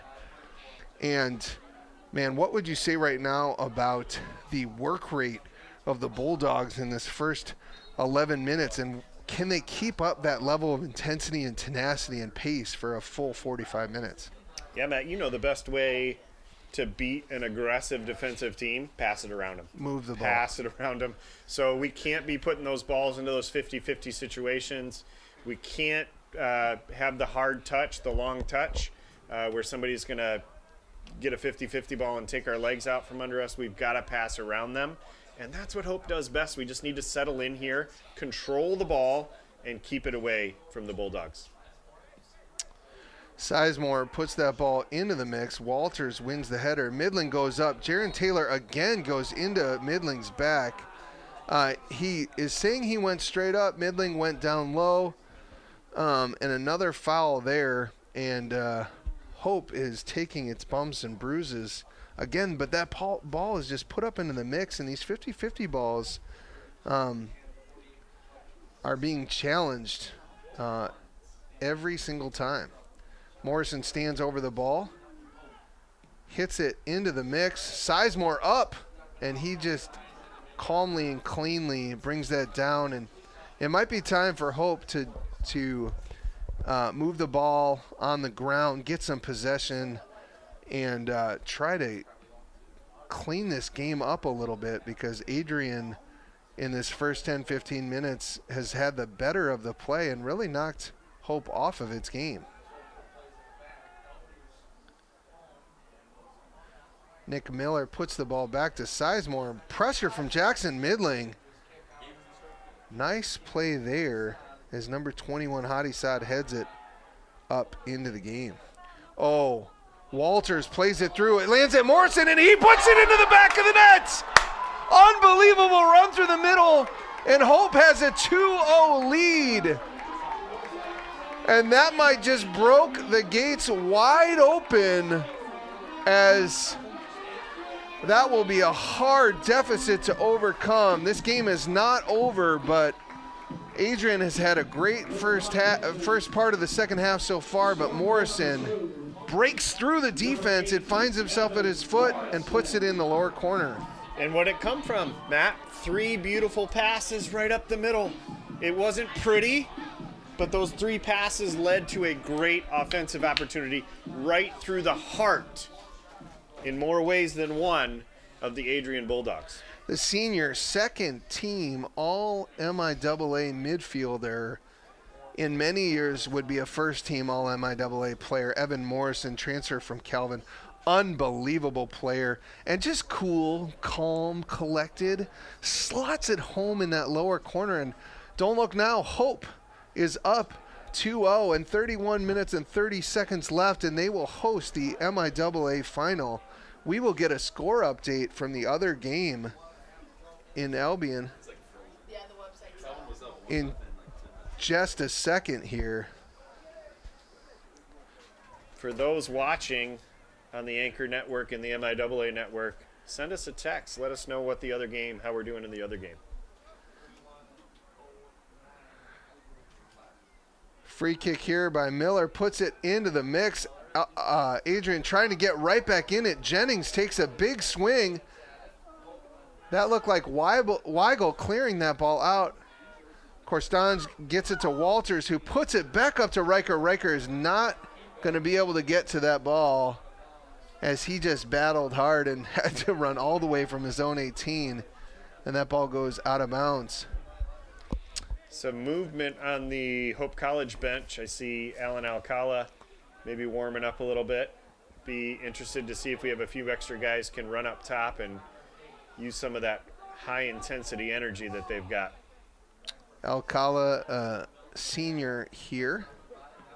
Phenomenal player, as Riker has just had a high work rate here. Weigel gets around the corner on Miller, tries to cross it. Looks like it's going out for a corner kick. Jaron Taylor ends up on the ground, but that's going to be a foul on Weigel, and that's coming the other way. Quick score update, Matt. Calvin up 1-0 already on Albion. Calvin is up. If the goals and scores stand at this point, Hope would host Calvin in the MIAA final on Saturday here at 1 p.m. Jennings comes in. Morgan, great jump on that play, but that was a nice ball through on that slotted pass for the Bulldogs. Emmert chases down Davidson, unable to get there. Davidson plays it high, and that ball just fall to Sizemore. If Albion's able to come back and tie it, Albion would come here to Hope. If they were able to come back, tie, and then win the game. But if the goals stand right now, Lance Pello, we would have the triple header. And maybe, I don't know if this is, well, I know it's never happened before, ever. Hope football, Hope Calvin. Hope women's soccer, Hope Calvin. Hope men's soccer, Hope Calvin, all on the same day with MIAA league titles at stake. I mean, it just drama upon drama upon drama. And as any good Dutchman would say, it's a perfect day to go 3-0. Oh, my goodness. Adrian trying to spoil the Hope Calvin rivalry, as Emmert will line up here over the ball. Puts that ball into the back stick. Oh, wow. Nice jump by Brian Baker. Unable to get onto that. Actually, that was Hadi Saad with the cross on that play. And we got 4 subs here for the Dutchman all along the attacking front. Micah Whelans, Alan Alcala. We've got Hayden Wilson and Grant Hasnerick back into the game. Hey, shout out to Brian Baker over there, number 7 for Adrian. Not the biggest guy on the field, but 42-inch vertical. Yeah, that was some great hops. Unbelievable. Looking like a young MJ, Michael Jordan out there. I just have to make it even, as you brought up LeBron James in the last game. Oh, wow. Kind of a ugly play there, kind of bouncing around. Lohman knocks it down. Morgan unable to corral it. Alcala goes down. That ball is played over the top. Hayden Wilson challenging. And that Adrian has got to be a little bit wide-eyed, saying, man, we have 4 new players running at us in the front. Those defenders who already are under a lot of pressure cannot like that.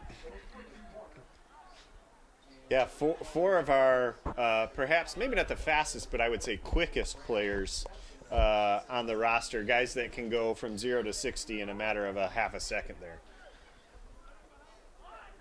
Jack Lohman calling for movement on the throw. He's got a long throw, and he puts it over the top. Whelan battles for it there. Hadi Saad tries to put it through to Jennings.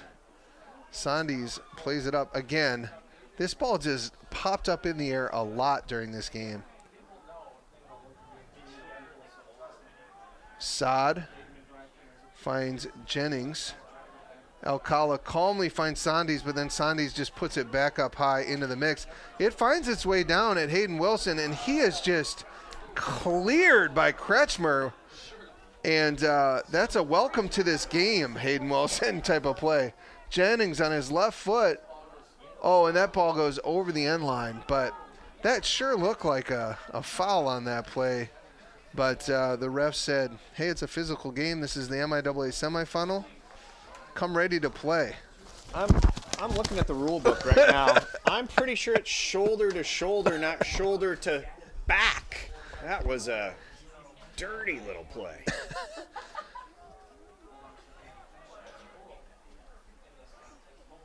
That time Wieland holds off Kretschmer, stays big and physical.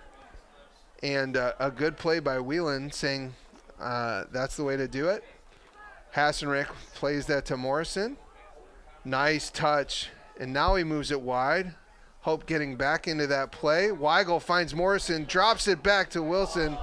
And not enough on that back pass, but that was the best build, if I'm honest, of the half for the Hope College Flying Dutchman. Alcala plays it back to Hassenrick. Nice little turn there. Tries to play it up to Wieland, and he is grabbed by Kretschmer.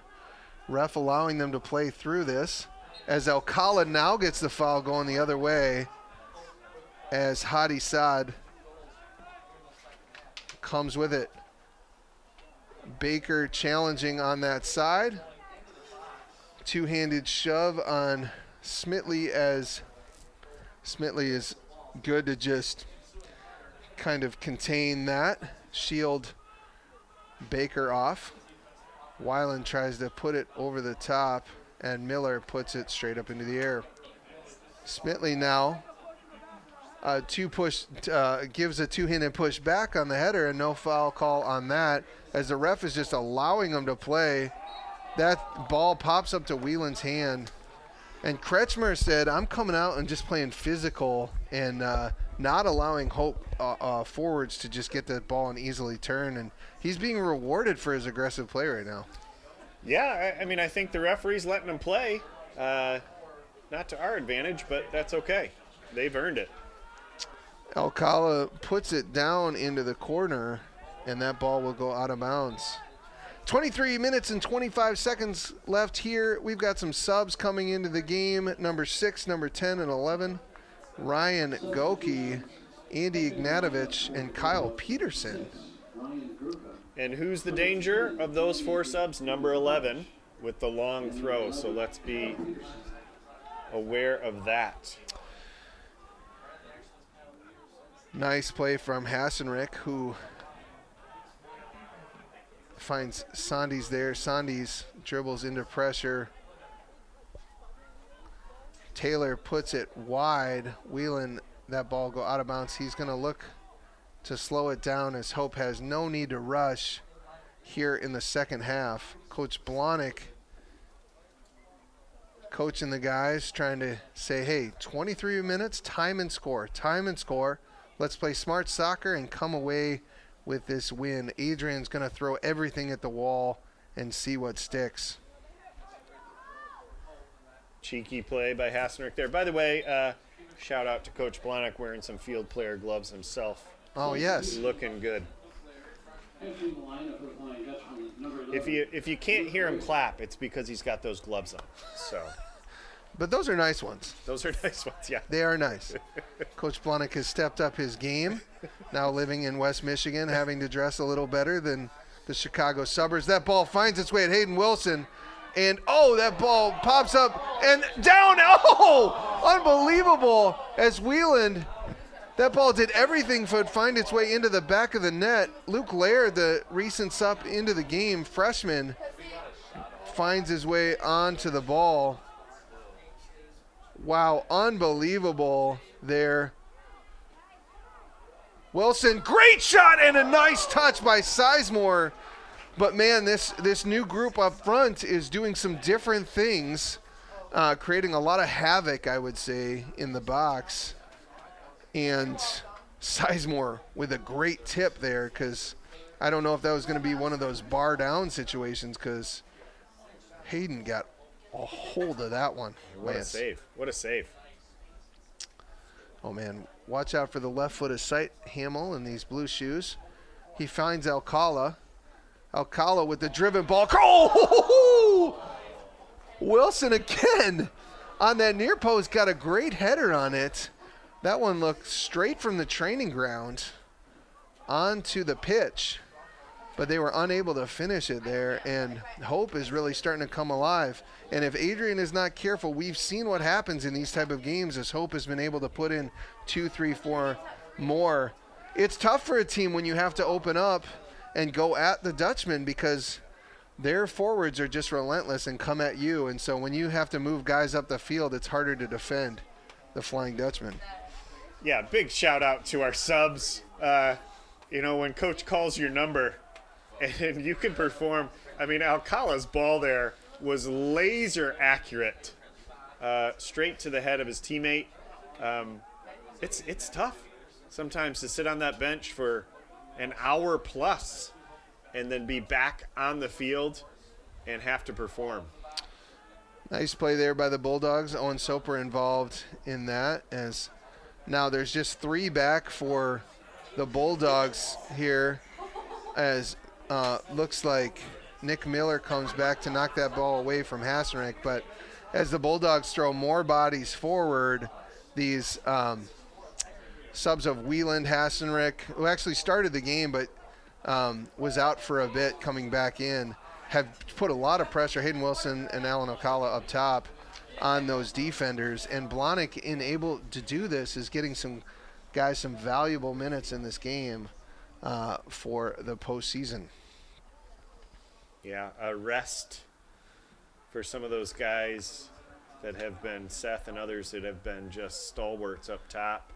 So nice to give them a little time on the bench and not to see a lapse in the offensive spice. Hadi Saad finds his way onto the ball, going 1v1 to Sight Hamill.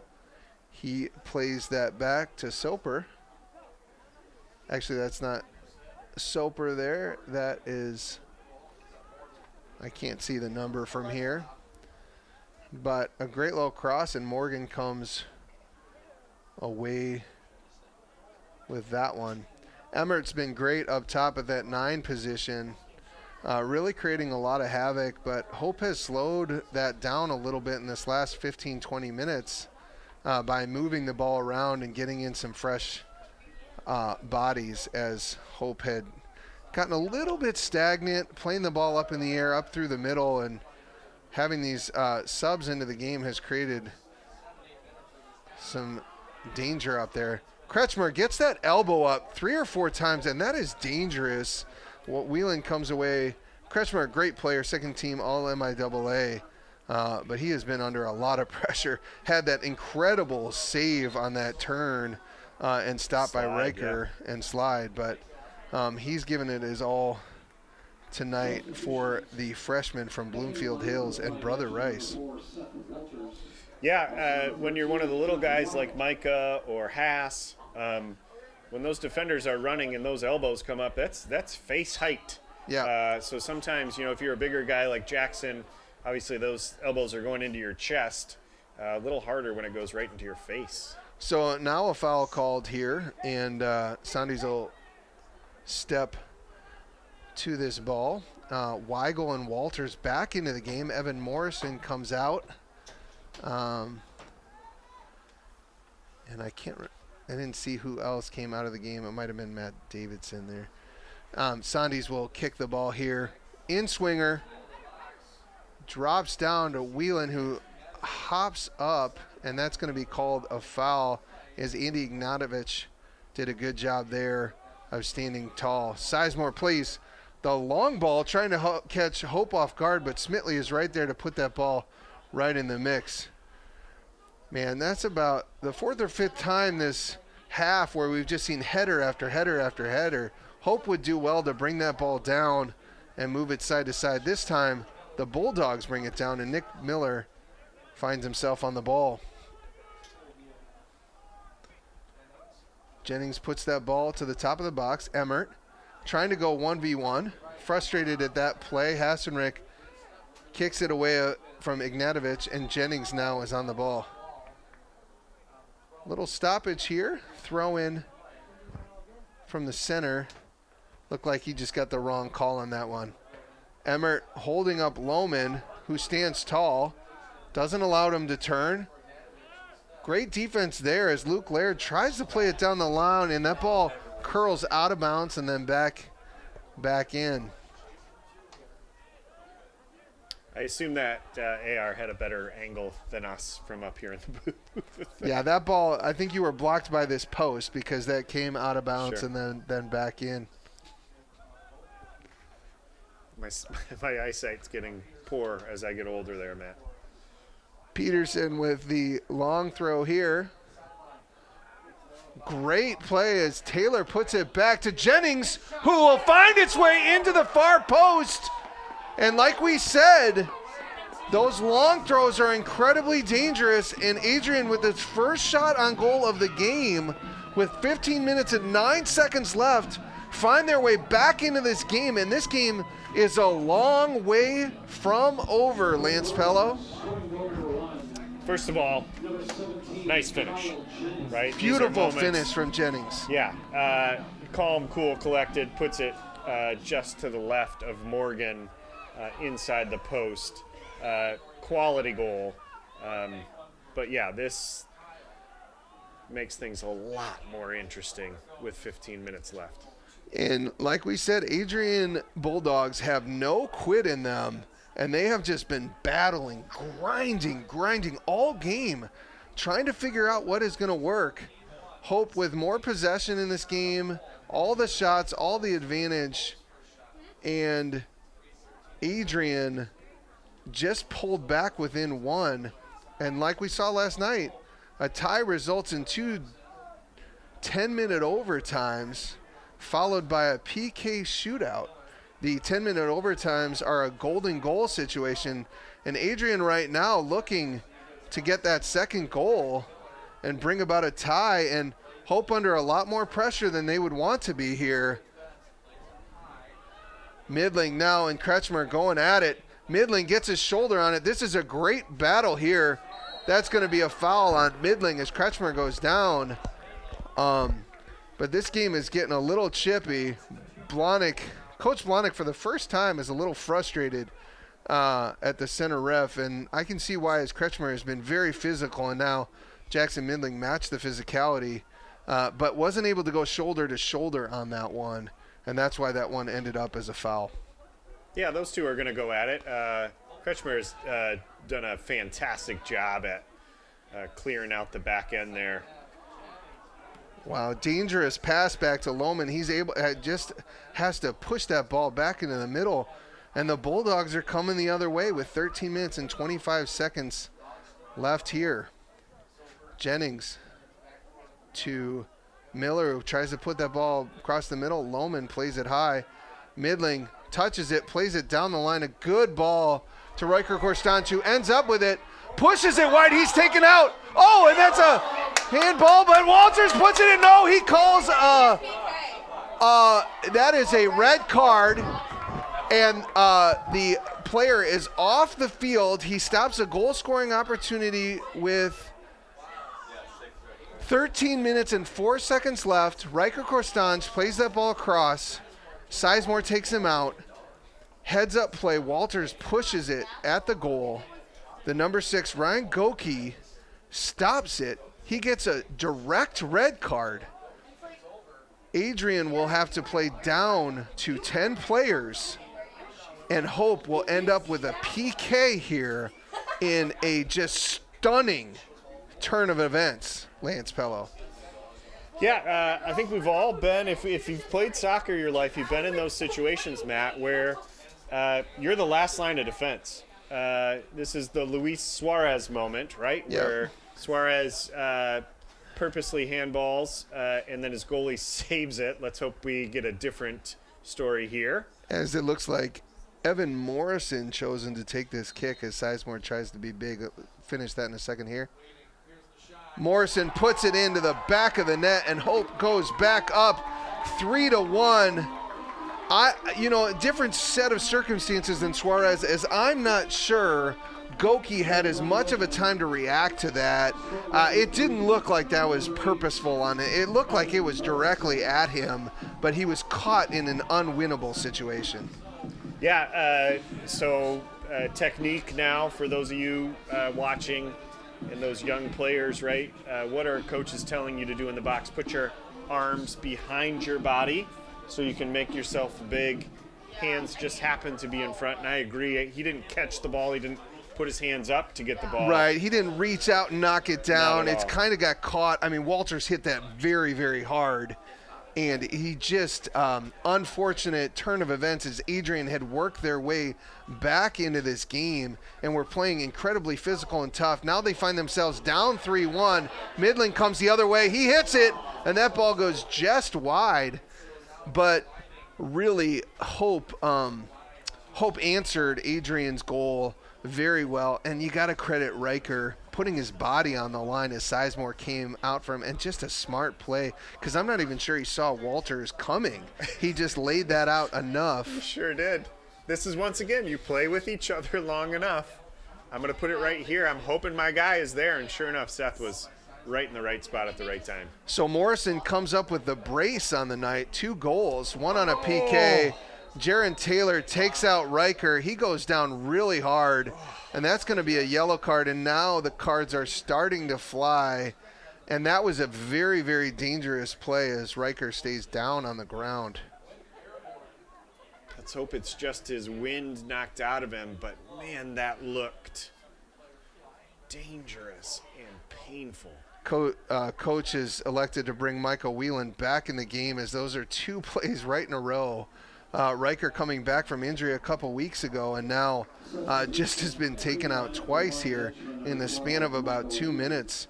And the coach may have Blahnik saying, hey, that's enough for tonight in this 3-1 game.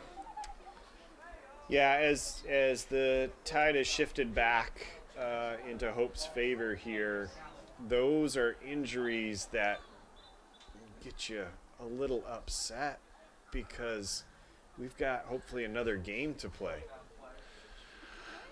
Once again, 12 minutes and 4 seconds left in this game. Hope just taking a 3-1 lead on a PK by Evan Morrison after a chaotic play as a goalkeeper was taken down, took down Riker Korstanj, laid it across to Seth Walters. Walters hit it. Ryan Goki had a handball and got a red card. So Adrian finds himself down to 10 men and having to play uphill for the last 12 minutes of this game. Weigel ends up with the ball, tries to go 2v1, and that ball is just going to go out of bounds. But Lance, Pello, if the score stands, Hope will move on to the MIAA final here on Saturday at 1 p.m. Calvin and Albion locked in a good game over at Albion. We will check on that score now to see who Hope might be playing, but that game will not end till around 9 p.m., so Hope will just await the winner of that game if they're able to escape. And all things are pointing for the Dutchman right now to take this as Weigel gets around the corner, plays it across in the near post, and Sizemore, who's been busy all night, will hit the punt.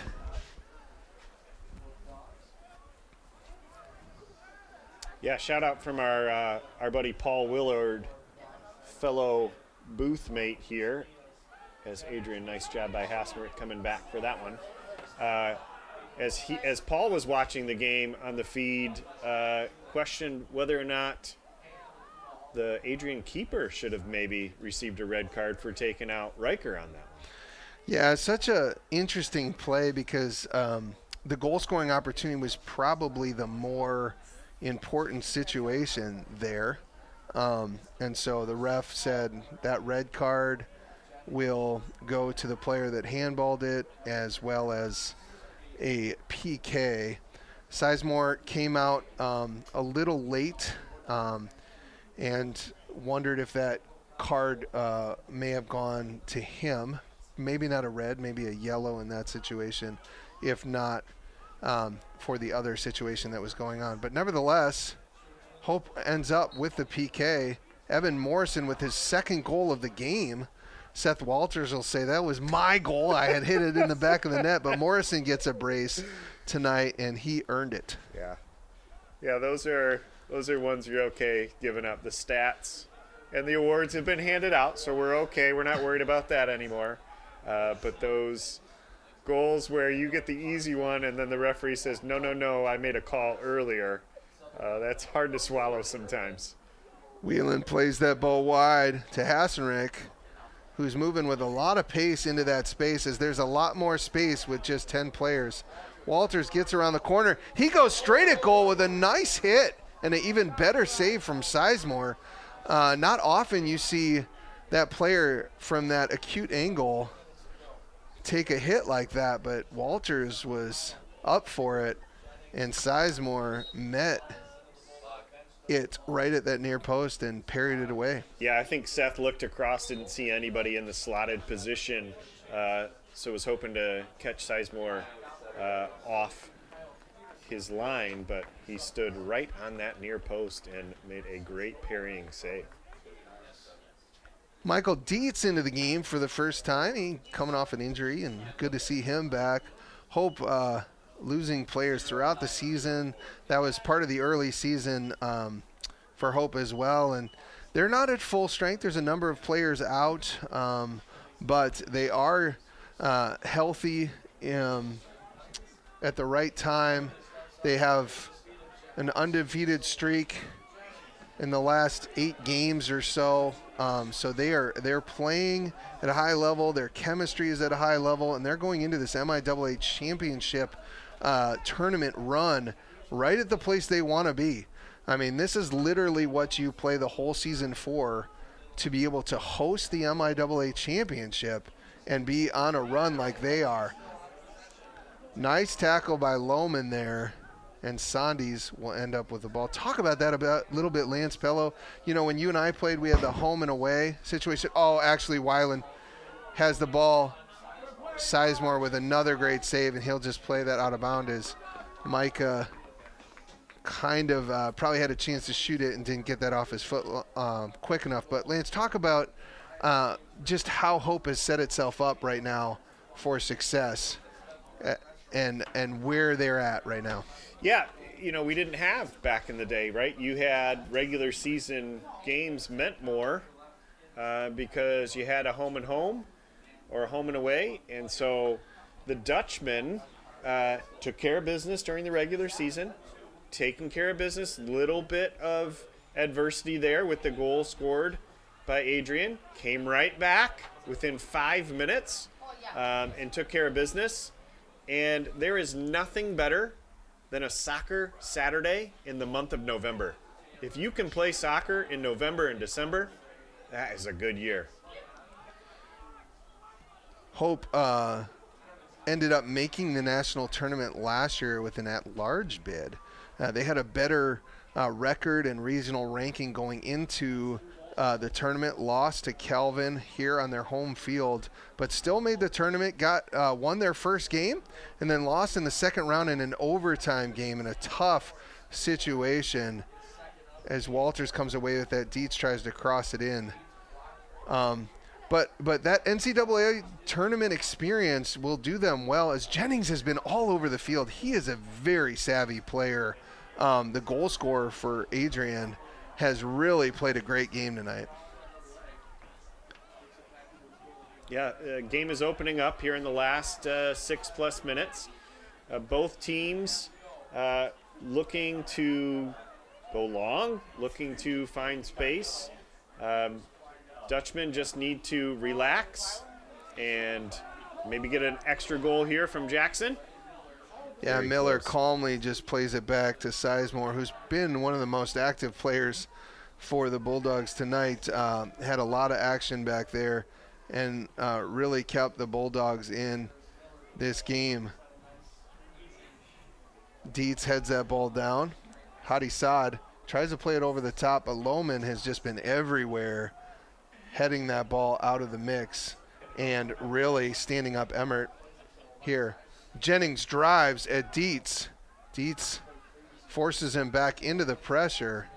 Soper comes down, tries to put it wide, and Seidhamel knocks it out of bounds, and that'll go out for a corner kick with 5 minutes and 40 seconds left here. Adrian still pushing hard. Game is not over, Matt. Down just 2 goals. A goal here could certainly change the dynamic for the last 5 minutes of the game. Adrian College scored on a long throw-in, ball just bouncing around, and Jennings hit the near post as he shot that. Taylor puts that ball way up in the air, and Morgan will just cradle catch that one.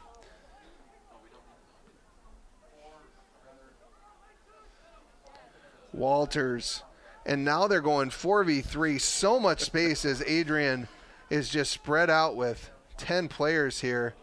Whelan tries to play Walters, but Laird is on it. He plays it wide.